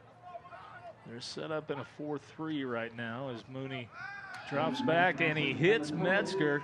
That's going to be another Dogs first down. Nice play. That worked very well. Looks like the timing has worked out. You can see on the replay, Mooney fires. There it is. Nice play, able to hit Metzger in stride. He's immediately brought down, but not before the Dogs pick up the first down. That's been some of the issue because the receivers have had to come back and stop for the ball, and Dogs hurry to the line, and a throw down the right side intended for Dakota Kidd is overthrown. If they have to stop and come back for the ball, of course, that tips the defense off, and as you know, one step or two make the difference between a long gain and a short one. Absolutely, and you are facing some guys with some talent out here and some speed, and they will make you pay for mistakes. As number 20, Fish, comes back into the game. That's Dan Fish Thigh. Dakota Kidd comes out. The talent is very evident, and you can see it for yourself. You come out and join us for one of these games. I think they'd be glad to have you. Absolutely, a good crowd on hand for the opening game of the season tonight here at Woodward High School. We'd love to see you out here on June 7th as Mooney again looks for Metzger, and he had him down the seam, but overthrows him just a little bit. That'll bring up a 3rd and 10 for the Dogs. That was a bit of a interception possibility there for the Dukes, but they just couldn't quite make it back to the ball. But a couple of Dukes were within touching distance of that ball.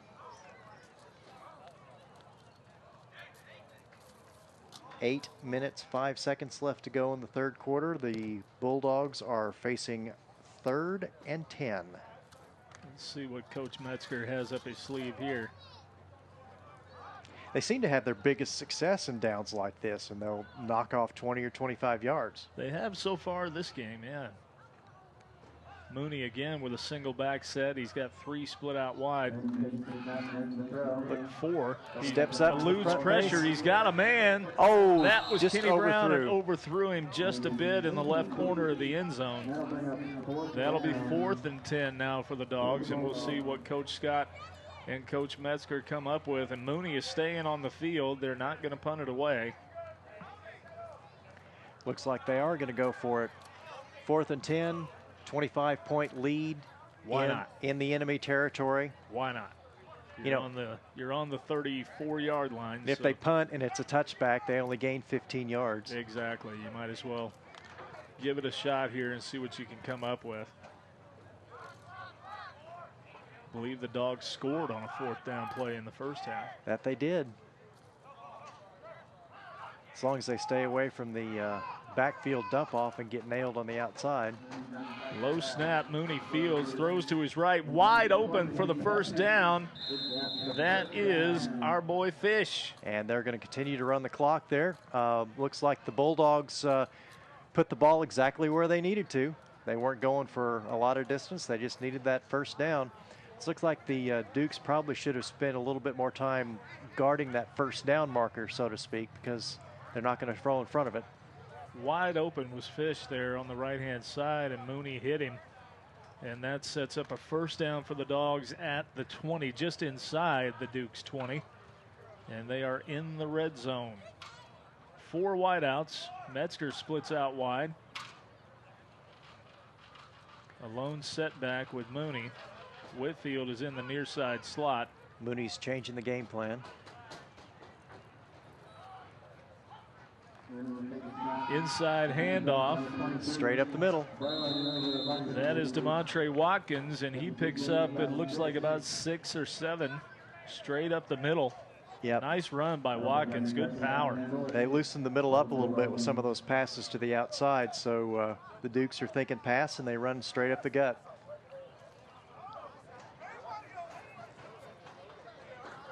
Second and 3 in the red zone, so again, the playbook of the Bulldogs should be pretty much wide open at this point. They've got the opportunity to do pretty much anything they want to.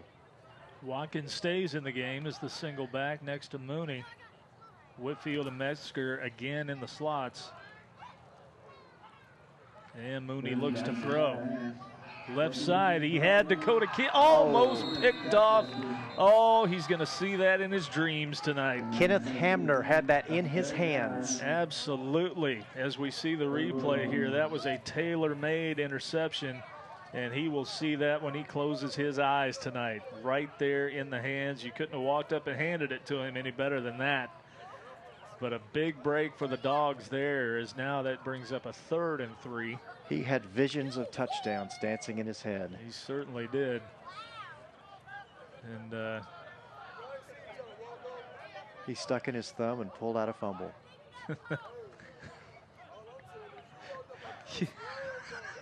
Children's literature. Yes, yes. Harken back to the classics. DeMontre Watkins again up the middle. First down and more. He's down inside the 10. Looked like he almost fumbled there as well. Bounced and rolled a little bit for a few yards. That's going to be a 1st and goal. Looks like he nearly had the ball fall out, and he fell on it and rolled for another couple of yards.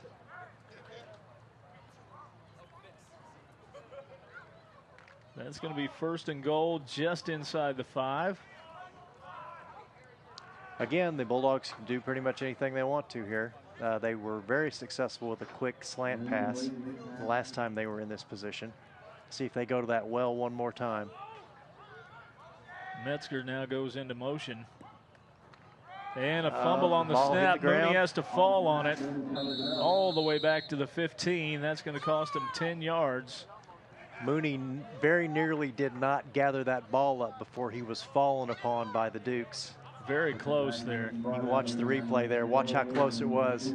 He hit the ground and reached with his arms.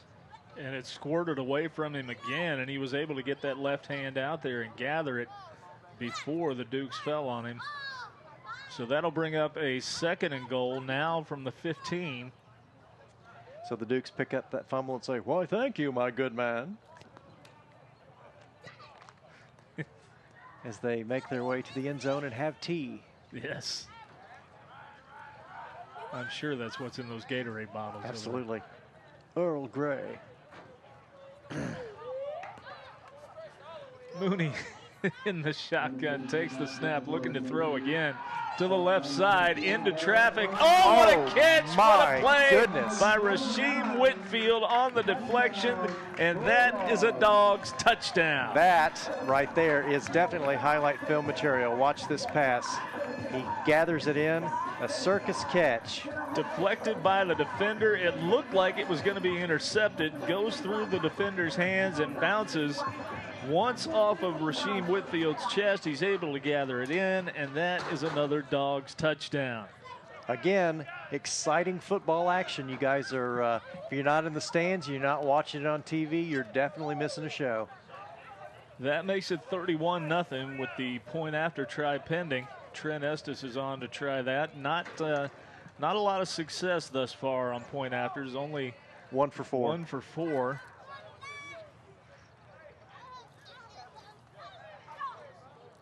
Here comes the snap. The snap is good. The hold is down, and it's blocked. That one is no good. And it looked like Ryan Roberts might have had some trouble getting the hold down. It looked like he lost the handle real quickly, briefly there. Kick was very low. And I was talking to Trent Estes at halftime, and he was telling me he's not used to kicking on turf.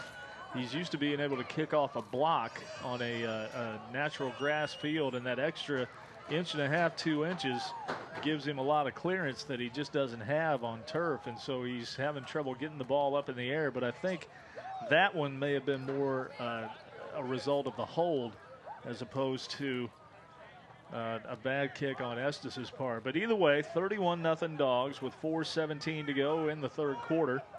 Well, I definitely think that at practice, the Bulldogs will be discussing route timing and point after attempts. I would venture to say there will be some time spent on special teams work this week in practice. But again, if you come away with a shutout win, that's you ask a coach will always say, well, yes, but we've got to work on something. So. Line drive kick picked up by Salmons. Out of the air. Salmons fights his way out to the 35. Looked like he was the 30, excuse me. Looked like he was dead to rights a couple of times. Somebody came close to a horse collar there on young Mr. Salmons. They got up around his neck here. That was he was a salmon swimming upstream. The referees missed that as salmon was swimming upstream. I wish I'd thought of that, Dave. You're so witty. You can't there you go, right there. That was very nearly a yellow flag. That, I believe, is Robbie Scott, who got up around the headgear but got away with it, and no penalty called, nor should there have been. So that's going to be a 1st and 10 for the Dukes at the 30-yard line. 4:08 to go in the third quarter. Once again, we appreciate you tuning in this evening. You are watching the River City Bulldogs in Northern Frontier Football League action. I am Dave Borst alongside my partner Wayne Gates. The third member of our broadcast crew down on the sidelines is Joe Uten. And we will be going to Joe periodically to find out what's happening on the sideline as Nick Hayes is back into the game at quarterback for the Dukes, and he hands off to Eric Wallace up the middle. Not a whole lot going on there. Maybe a pickup of a yard or two. Yeah, but you're almost forced to run up the middle every once in a while just to keep the defense honest. You can't give up the middle of the field because then they'll just bring up the cornerbacks on both sides and shut you out from the outside too. And I think the Dukes know about these two cornerbacks. We talked about them a little bit in the first half, and Quentin Hunter and Mike Bell. These guys are lockdown corners. They're shutdown corners. They are probably the best corners in the Northern Frontier Football League. And you don't want to test them too much. Quentin Hunter's already had a pick six today. As the snap is fumbled. He picked it up. On it. But there were nine Bulldogs in the box there, Dave. There were only 2 people that were 5 yards or further back from the line of scrimmage at that point. So I think everybody kind of knew what was going to go on there, and he fell on the ball and managed to retain possession, but ended up losing 5 yards. Hayes fell on it, and looks like he's a little bit shaken up on the play as he has not gotten up yet. Slams his helmet into the turf. Jelani Bird was in on the tackle for the Dogs, and they're looking at the lower left leg of quarterback Nick Hayes as we've got a break in the action here as he gets up and is able to walk off under his own power. Maybe a cleat scratch possibly. Could be. Hard to tell what's going on in a pile like that. Sometimes you can get a leg twisted or you can get an ankle twisted. Or looks like he's hobbling a little on his own power, but I expect we'll see him again. Looks like this a injury timeout here. Or did the Bulldogs take an opportunity to call a timeout? I didn't catch it. I think it's an injury timeout, though. It looks like he might have just got his leg pinned underneath him there. As, rolled a little bit. Yeah, as Jelani Bird came in and fell on him as he recovered the fumble. You get somebody 200 pounds falling on you at speed there, you run the risk of having a problem with your ankle. Looks like both teams still have 3 timeouts as the teams continue to discuss their issues as the injury timeout continues, even though the player is long off the field. Looks like the Dukes are coming back to the line of scrimmage, though. Who's replaced the quarterback? Ryan Martin back in at quarterback, and they've been rotating quarterbacks all evening. Martin has seen considerable action thus far as the Dogs show blitz. Oh, he takes a big hit from Jelani Bird, but he completes and over the middle. He's not getting up there. To Michael Capobianco, and fortunately, Martin able to get up and gets up slowly. He took a big hit right there from Jelani Bird just as he let go of the ball. He remained on the ground for take a look at this here, to gather himself.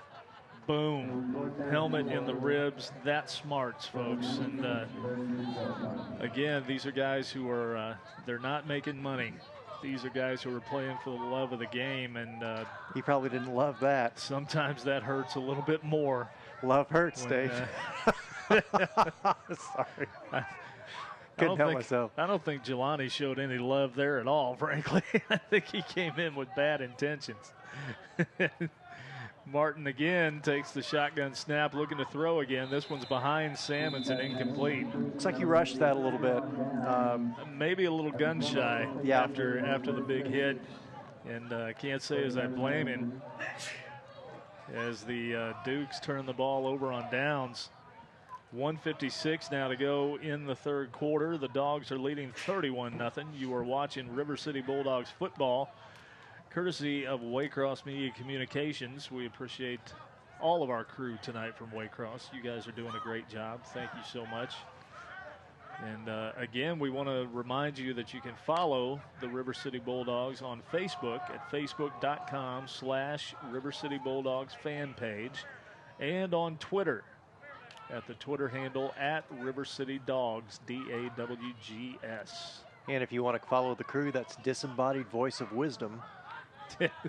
.com. Or is it .org? I'm not sure. Mooney takes the snap. He's looking to throw again. He's going for it all down the right side, throwing into traffic, and that one is picked off. And that's going to be Mooney's second interception of the game. And the Dukes will take over deep in their own territory as now we have a dog slow to get up. Is that Dakota Kidd? It looks like it is, and he is having some trouble getting up as he may have twisted an ankle or a knee. And this is what you hate to see. This is the one drawback to minor league football, semi-pro football in general. Again, folks, these guys are not getting paid. They're playing because they love the game. You never want to see an injury on either side, on either team. And we're glad to see Kidd getting up and being able to walk off under his own power and getting some help now from his team. And they're not going to let him walk off under his own power as Chris Taylor picks him up, and he and Rasheem Whitfield will escort him over to the sidelines, and hopefully we'll see Dakota Kidd back in this game. But again, that's not something you ever want to see, especially as you get into the second half of what has turned into a blowout. You never want to see anybody get hurt. And we didn't see any of this in the first half, and then almost 3 consecutive plays we've had people slow to get up. Yes. Yeah. So 1:48 to go. The Dukes will come out and take over deep in their own territory. Kidd being attended to on the sidelines. And we'll see if maybe Joe Wooten can find out what's going on there for us. The ball is going to be spotted at the 5-yard line, so it'll be first and 10 rather for the Dukes, with Martin taking the snap almost in his own end zone. Handoff underneath, and that could be trouble. Around the left end, and cut back toward the middle for a first down and more, and that's number 9, Eric Wallace, on the carry.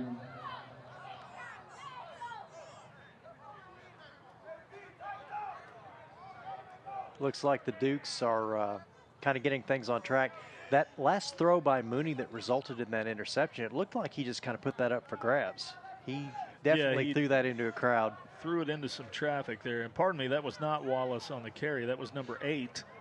And he is now our new masked man because I do not have him on the sheet. So number 8 is now the Phantom Avenger. It is not Trevor Sammons, though. It is not Trevor Sammons. No, we kind of narrowed him down. But, wow, and the Dogs swarmed that one again. That didn't go well. Might want to look at not using that play again. I believe that was number 9. That was Eric Wallace on that carry, yes. But watch what happens. Bird right there to meet him in the backfield. And then comes a couple of his friends. That's about 7 yards backwards. Jelani Bird just playing a whale of a ball game for the River City Bulldogs tonight. But 2nd and 14? Yeah, that sounds good. We'll call it that. 2nd and 14 from about the scoreboard agrees with me. 13-yard line. Very impressed with this Dogs defense tonight. They are just shutting the Dukes down. Every time it looks like the Dukes might get something going, the Dogs just bite down a little bit harder. Third quarter comes to an end very quickly here. So Dave, fast-moving third quarter, and we remind you and take this opportunity to remind you that River City Bulldogs football is brought to you by Hooligans Pub and Eatery, by Fitworks, by Dr. Fuad Amer, by Waycross Community Media, by LA Fitness, by Buffalo Wild Wings, and by Dr. Nicholas Payne from Payne Chiropractic. We thank you again for tuning in. You are watching the Northern Frontier Football League, courtesy of Waycross Media Communications. I am Dave Borst alongside Wayne Gates, and the third member of our broadcast crew is Joe Uten. He is wandering the sidelines as we speak. We'll try to get hold of Joe in a little bit to see what's happening with Dakota Kidd's injury. That was a quick third quarter as both teams decided to spend a lot of time on the ground. Compared to the first half, yes, that moved very quickly. Not a lot of passing in that half, and probably a wise move. But the drawback to that is you're seeing some guys come up lane after the plays. There's a lot of bodies out there banging, especially when you're trying to run the ball in the middle of the field.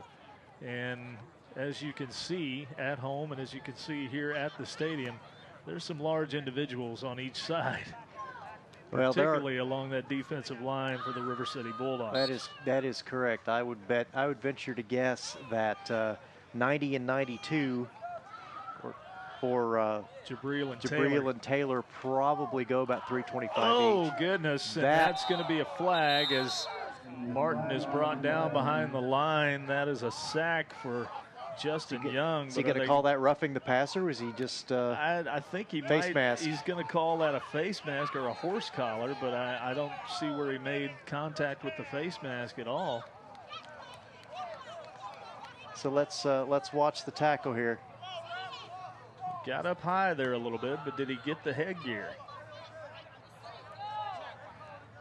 And it looks like he must have. It looks like that the disembodied voice of wisdom is telling us that he was caught from behind. It's nice to have extra eyes on these cameras, isn't it? Absolutely. Absolutely. They've saved us more than once this evening. Our spotters. We appreciate them greatly. After a 15-yard walk-off, it's going to be 1st and 10 for the Dukes now out at the 27-yard line. So instead of a 7 or 8 yard loss, it turns into a first down. Split backs now for Martin. He's got 2 wides. Looks like the Duke in the middle. The Bulldogs were off the ball very quickly at the snap, but they still managed to make a couple of yards. You can tell that the defensive line of the Bulldogs is definitely making short work of some of their assignments as far as the offensive line goes. 14:05 and counting now in the game. As Lamont Kuntz now is limping over toward the Dogs sidelines. Don't want to see that. Both teams still have 3 timeouts, and again, the first half we had no problems whatsoever, and now we've gotten 2 Bulldogs who are going to be spending some time on the sidelines. And quite honestly, with a 31-0 lead, I don't expect to see either one of them back in the game. Yeah, I wouldn't think so.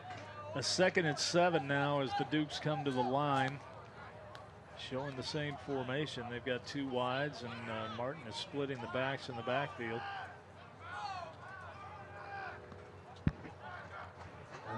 Again, high snap, and there's Justin Young, and he missed him as Martin is able to evade, but that's what I was saying. Martin was off the blocks almost immediately. It was just, you watch the replay here, you can see that he's already in the backfield. He's rushing from the outside, and he is not being picked up by those tackles. He's got a straight line to the quarterback, so the Dukes have got to get off the ball quickly to stop that. And Justin Young will probably be kicking himself when he sees the replay of that one. Just missed a nice big sack in the backfield, but Martin is elusive, and he was able to shake him, but then Deshaun Hughes came up and made the play for the Bulldogs. That brings up a 3rd down and 9.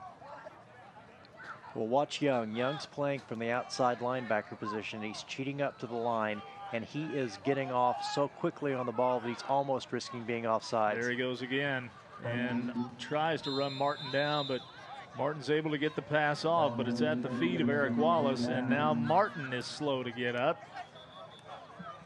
That is... again, I hate to see that. Again, Martin is already in the backfield, and as he's trying to get away. I don't know what Martin's secret is, but he is he's making short work of that snap. Another injury timeout on the field as Ryan Martin is down. Both Duke quarterbacks have now been taken off the field. We'll see if they have a 3rd stringer, or perhaps Nick Hayes is able to come back in. We'll see. But he's going to come in, whoever it is, and face a 4th and 9 on the 25 and face a 31-point deficit with 12:21 to go here in the game. So I don't have eyes on Joe. Is Joe wandering the side? There he is. He's down there. Joe, can you tell us what's going on down there as far as some of those injuries and things like that go? Because we've had people coming off the field now 3 or 4 in a row here. What seems to be happening down there? Well, I think it's getting a little chill out here, and the guys maybe need to keep a little looser. And you know, the Bulldogs, the defense was sitting out for a while because the offense was just taking turns with running the ball and keeping it moving. So I think the guys have been sitting a little. Need to be moving a little more. So you think this may be more of a muscle cramp kind of issue rather than something more serious? Yeah, I think that's more of it. Well, that's very definitely good news. What's the status of Dakota Kidd? Is he going to come back?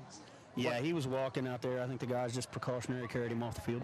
All right. Well, thank you very much. I appreciate your insight down there. Okay. 4th and 9 now for the Dukes, as they look to be set up in punt formation. And that is Whitfield and Brown back to receive for the Dogs. Kick is away. A spiral, it won't turn over. Very takes a Dogs bounce, and it's going to be down at the Dukes 46-yard line. So the Dogs again with good field position to start this drive. It bounced 8 yards back. Certainly did. That was a wobbly spiral that would not turn over, and when it hit, it just kicked straight back into Duke's territory. And I can't get over Justin Young, how quickly he's getting off that snap. It's almost like he's got the snap count timed. Yes. He's apparently the Duke's quarterback is probably not varying his snap count much. And Young has been hearing it all game and has finally got it timed out. Well, you saw in the 2 replays when you cut to the ball, the number 13's already there ready to wreak havoc. He is, again, should be paying rent. He's living in the Duke's backfield. He's let slip the surly dogs of war. Wow. Okay. John Mooney into the shotgun now. He's got a 4-receiver set, a lone setback with him to his left. Looks like the Dukes are trying to looking to throw as well. Over the middle. That is Dakota Kidd. Good to see him back in the game as he shucks and jives his way for a 9-yard gain. That's going to be a 2nd and 1 coming up for the Dogs. With a favorable spot, that might even be close to a first down. Looks like they're debating. Going to bring him up probably about a yard short. Nice run by Kidd after the catch. That's good to see after he was helped off the field by his teammates on the last series. Well, I would have called that better, but I didn't have a good angle on it. Okay, we'll go with that. 4 wides now. 2nd and 1 inside the 40. Again, the entire playbook is open wide. Mooney again in the gun as he looks over the defense. Looks like the tackles are almost standing up. Mooney looks to his left. That's complete. That's a first down inside the 30. The people that are... that is Keith Scott on the reception. People that do this for a living note that if the offensive linemen are back on their heels or even standing up, that is a very clear signal that a pass is imminent. So they may want to work on some of that camouflage before the season continues.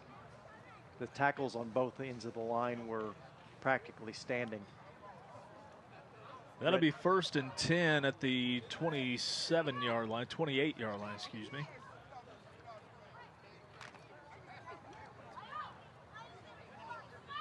Robbie Scott breaks the huddle first as the center for the Dogs. It is the son of head coach Mark Scott. Low snap. Mooney picks it up, rolls to his right. That's trouble.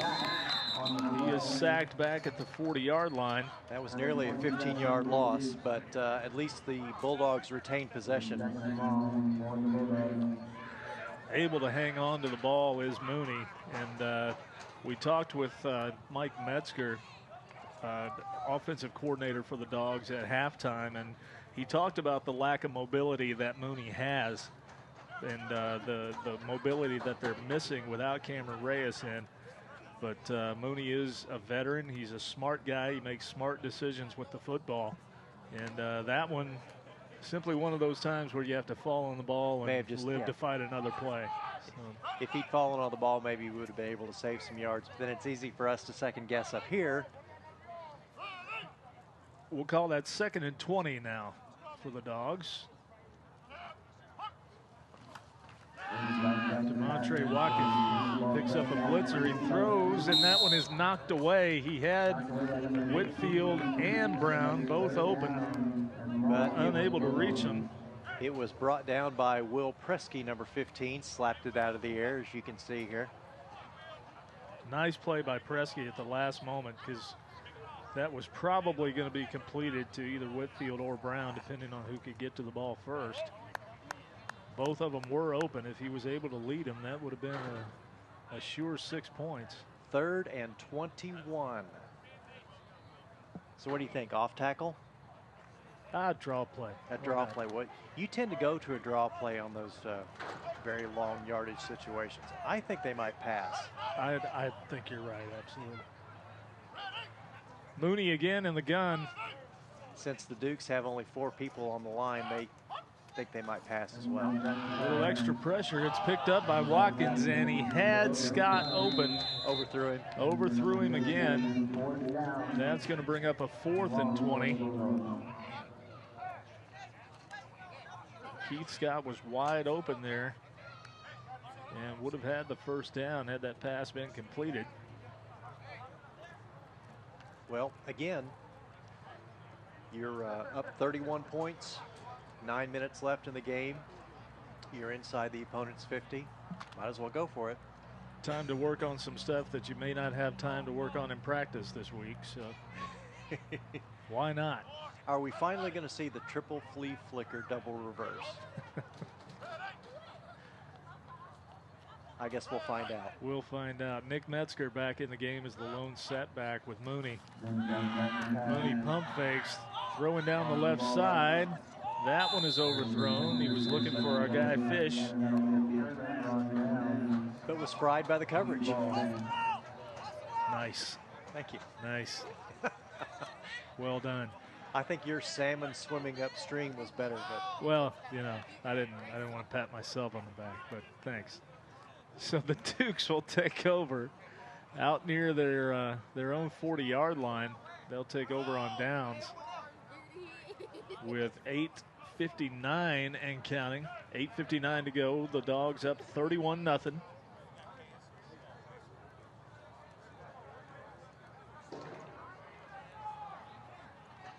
And a lot of the starters still in on defense for the Dogs. I think they want the shutout. I believe they do. I think, as Coach Mark Scott just told our Joe Wooten a few minutes ago, he would love to pitch a shutout tonight. So now, I wouldn't want to come out. Can do it. If I've been working all the entire game on a shutout, I wouldn't want to sit down the last 5 minutes. We'll see if they turn Justin Young loose again on some blitzes here. He's cheating up. There he goes again. And wreaking havoc. He's got the Phantom Ninja number 8. He took down the Phantom Ninja number 8 for about a 5-yard loss. But again, we watch on the replay here. He is off the blocks. You'll see him just almost immediately. And there he is. Fights off of that block, is able to shed that, grab the guy and hold on in the backfield and twists him down for a 5-yard loss. That sets up a 2nd and 15 for the Dukes. Yeah, there's definitely something going on there. He's got some sort of secret. He's got a spidey sense is what he's got. And the defensive coach is down there saying, stop talking about it. Yeah. Shh. They're giving away secrets on tape delay. Now he's playing a linebacker spot, so he's already back off the line a couple of steps. But you can see him sneak up there, watching the ball. Yeah, as you watch him, he cheats up to a defensive end position where then he's able to drop out into coverage. On that play, as Nick Hayes, the quarterback, keeps it and gets back almost to the original line of scrimmage. So 3rd and 10. Now on the opposite side of the field, let's say this play doesn't work and you're looking at 4th and 10. The Dukes might as well go for it too. What good does the punt do at this point? Yeah, they don't have anything to lose at this point. I think being down 31 points, the game is a foregone conclusion at this point with 7.5 minutes to go, under 7.5 minutes to go. Again, this is a lot of times you'll hear it described as garbage time on some of the sportscasts around the country, but this is time when your players who quite often don't get into the game can get some game experience. You can work on some things that will just add to your practice time in the upcoming week. You can iron out some wrinkles. You can introduce some new wrinkles. And if I were a defensive coach scouting, I would certainly put somebody on Young because he's right back there again, dropping the runner for no gain. 3rd and 10 as we've got Kenneth Hamner now in playing quarterback for the Dukes. Took the snap on that play at least.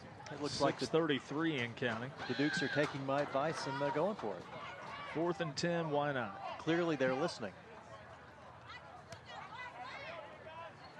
And the disembodied voice of wisdom is calling for the triple reverse flea flicker with the Statue of Liberty play thrown in.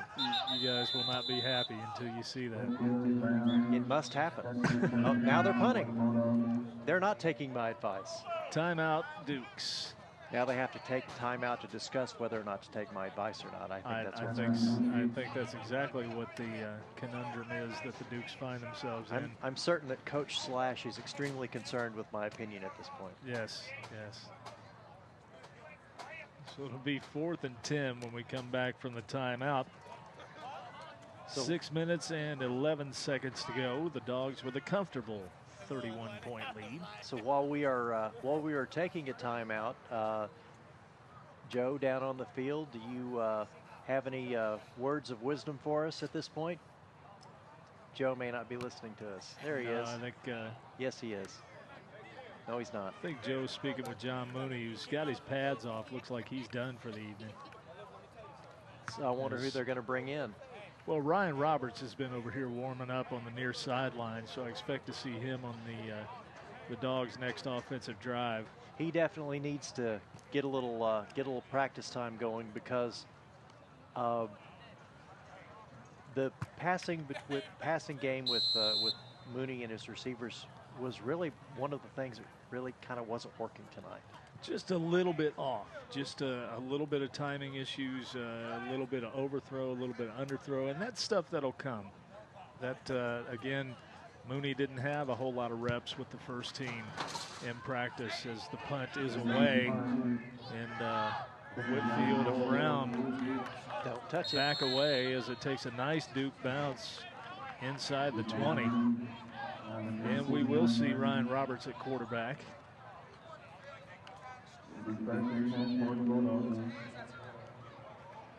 And again, if you're just joining us, the Dogs' normal starting quarterback, Cameron Rios, is out with an injury for probably the next 2 to 4 weeks. They're hoping to get him back sooner than that, but we shall see. So the veteran Ohio and Cincinnati area semi-pro football quarterback John Mooney started the game tonight. Ryan Roberts is one of the other backups for the Dogs as he comes into the game with 6 minutes to go. 31-0 the Dogs lead, and we'll see what kind of wrinkles Coach Metzger introduces with Roberts at the controls. Nick Metzger is the lone setback with Roberts. It's a 4-receiver set. So I wonder if they're going to continue to aggressively try to score. And a low snap, and Roberts unable to secure it. The Dukes pick it up. And that's going to be a 1st and goal for the Dukes at the 1-yard line. As the snap was fumbled by Roberts, it was a low snap. He was unable to secure it. It was snatched out of his hands right there by the Dukes player. It certainly was, and he was able to pick it up and advance it down to the 1. And if the Dogs are going to pitch a shutout tonight, they're going to have to hunker down right here. This would be as good a test as any of the goal line defense that the Bulldogs have with their big hosses in the middle. We'll see if they can keep the Dukes out of the end zone, or whether the Dukes are finally going to be able to celebrate with some tea. Nice play by Domenico Fumarali for the Dukes there, knocking that ball out of Ryan Roberts' hands. And the Dukes able to recover and advance it down to the 1.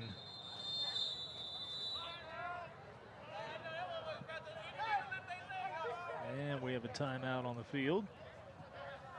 The Dukes discussing their defensive options, perhaps. 5:51 left in the game. 31-0 lead by the Bulldogs, as the Dukes and Bulldogs meet at midfield and discuss their various options. Coach Scott has walked all the way out to the goal line and has his players huddled up around him. And I get the feeling he's telling them just how much he would like to have that shutout. And I think that would be big for this defense to hang its hat on going into next week against well, quite frankly, a much better opponent, as the Dogs will be taking on the Cincinnati Hawks. And the Hawks are picked by some to win this division of the NFFL. Right? So could be quite a stern test for the Dogs next week. But if you could hang your hat on a shutout tonight, that certainly gives your defense some confidence going into that game next week. So we will see what happens as the Dogs come to the line. They've got a 1st and goal. You know they want it. You know they want that shutout. They do. And I also know that the Dukes would want like to punch this in. Yep. So Nick Hayes is back at quarterback. A high snap. It's an inside shovel pass, and the Dogs sniffed it out. Nice play there by number 53, Debron O.J. Simpson. It was a well-designed play and would have worked, but Simpson just clogged the middle and grabbed the runner and threw him backwards. Did they lose a yard there, or to get back to the line of scrimmage, perhaps?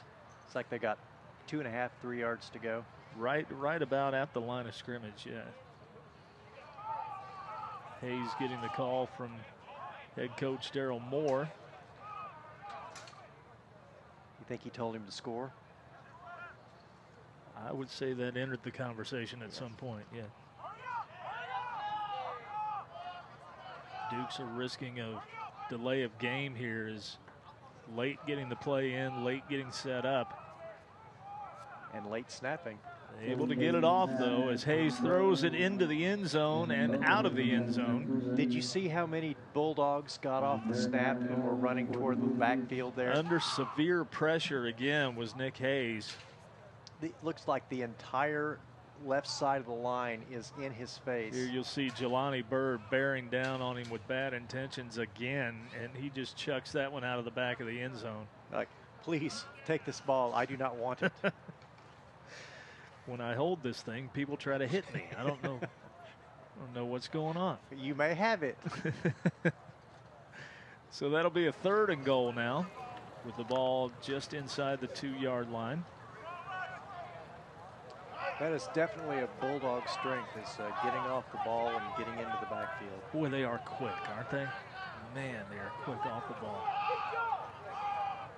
Hayes up under center this time, and a fumbled snap, and did the Dogs get on it? They say they did. Let's see what the officials say. The man in the white hat says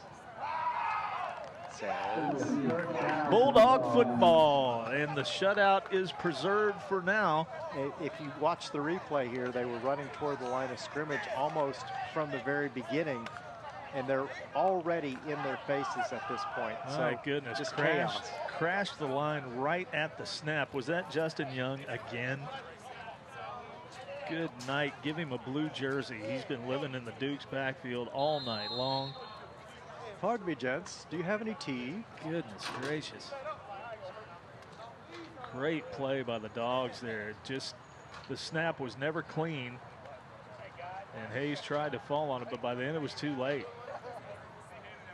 So the Dogs were able to stiffen their backs and hunker down and turn away a threat deep inside their territory. Now if they can run the ball, get a first down, they can take the shutout to the house. I can't imagine that they'd be all that concerned about scoring again. I think they'd rather just take the shutout home. I wouldn't think so. I think they'd like to see Ryan Roberts just hand off to Nick Metzger a few times here, and let's take this one to the house. Oh, flag on the play.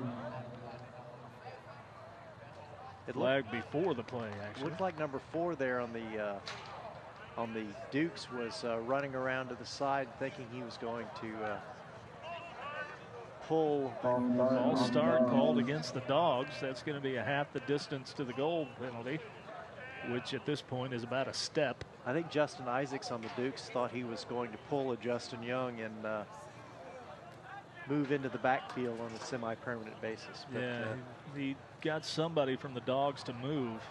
It worked. They did react to him, definitely. Maybe the tackle on that side did. So that'll be a first, and we'll call it 11 and a half. Roberts up under center. He hands to Metzger. Metzger around the right side. He's got some running room. He's out across the 20. Nice run by Nick Metzger. First down Dogs, and they are out of the kitchen. You always want some breathing room when you're looking at your own goal line. Absolutely. You don't like to be set up as a running back in your own end zone, and Metzger makes a nice plant with his left foot there and just cuts it outside immediately and is able to get around the end. Some good speed shown by Metzger there. So that'll be a 1st and 10 at the 21-yard line. 4 minutes. 4 minutes and counting. Roberts again up under center. Backs in an I. Rasheem Whitfield dots the I. Dukes are desperately trying to. And goes to Whitfield. He tries to get around the right side and meets a lot of Dukes. But dragged down hard when he tried to cut back. He immediately stops there. You can see when he turns back around the other direction, he's yanked down pretty hard. So he tries to cut back up inside, and right there. Boom.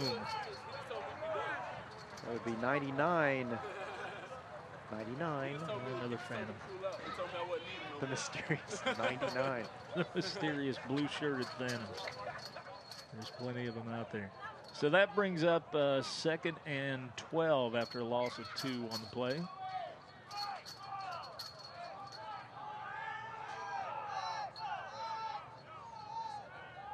Looks like the snap is coming up under center. And handoff underneath. That is Demontre Watkins, and he is out close to a first down, a couple of yards shy. He's out to the 30.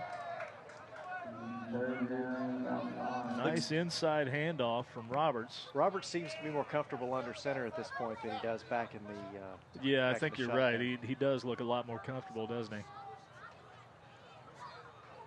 And, you know, if that's not something that you're used to working out of, the shotgun or the pistol, depending on how you line it up, maybe you are more comfortable up under center. It's the center quarterback exchange is such a fundamental part of the game, and when it doesn't have to travel that extra distance, sometimes you don't have the trouble that you do have with a shotgun at times. And we are coming down to the 2-minute warning, where if the clock stops. And there it is, 2-minute warning. Apparently they do a 2-minute warning in this league, Dave. I believe we decided that earlier, yes. didn't we? 2 minutes to go. We are at the 2-minute warning, and that gives us an opportunity to remind you once again that River City Bulldogs football on Waycross Media Communications is brought to you by Hooligans Pub and Eatery, by Fitworks, by Dr. Fuad Amer, by Waycross Community Media, by LA Fitness, by Buffalo Wild Wings, and by Dr. Nicholas Payne from Payne Chiropractic. And if I don't get a chance to say it before they wrap up the game, would like to very much thank the help from the disembodied voices of wisdom from Waycross Community Media. They've done a fantastic job for us this evening, guys. We appreciate you so much. You've done a great job. And no, you fools, that was roughing the passer. Yeah, we've been called a few names that I've never heard before tonight, frankly, but that's okay. It's been edifying, to say the least. Need to look up derisive laughter and see what. So the Dogs will put it in play on a 3rd and 2 from the 30-yard line.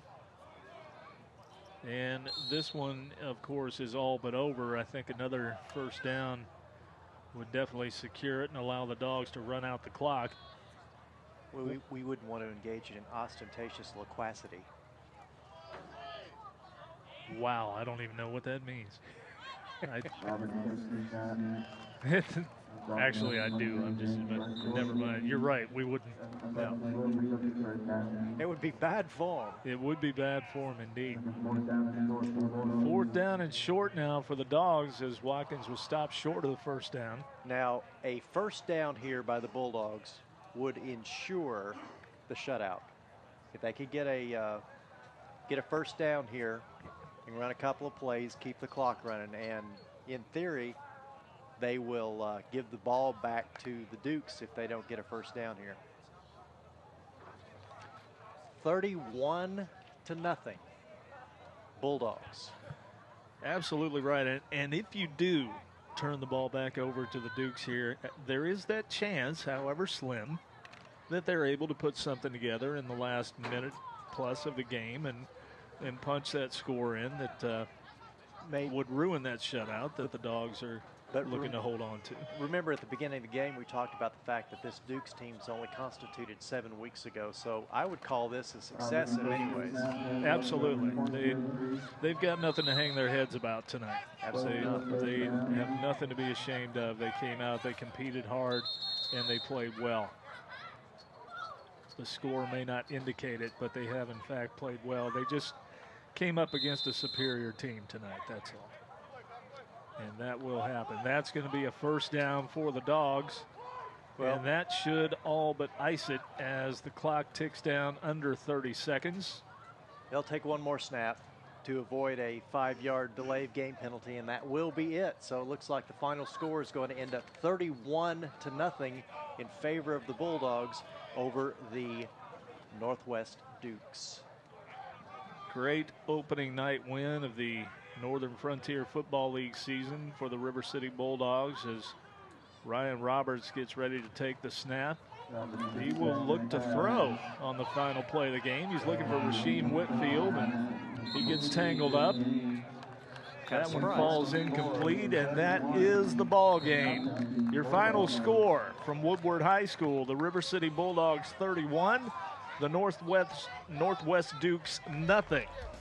Be sure to join us out here for our next home game at Woodward High School. That's on June 7th when the River City Bulldogs take on the Kings Comets. We'll see you then. For my broadcast partner Wayne Gates, for Joe Uten down on the sideline, and for our crew here from Waycross Media Communications, I am Dave Vorst saying thanks for tuning in to River City Bulldogs football. We'll see you next time.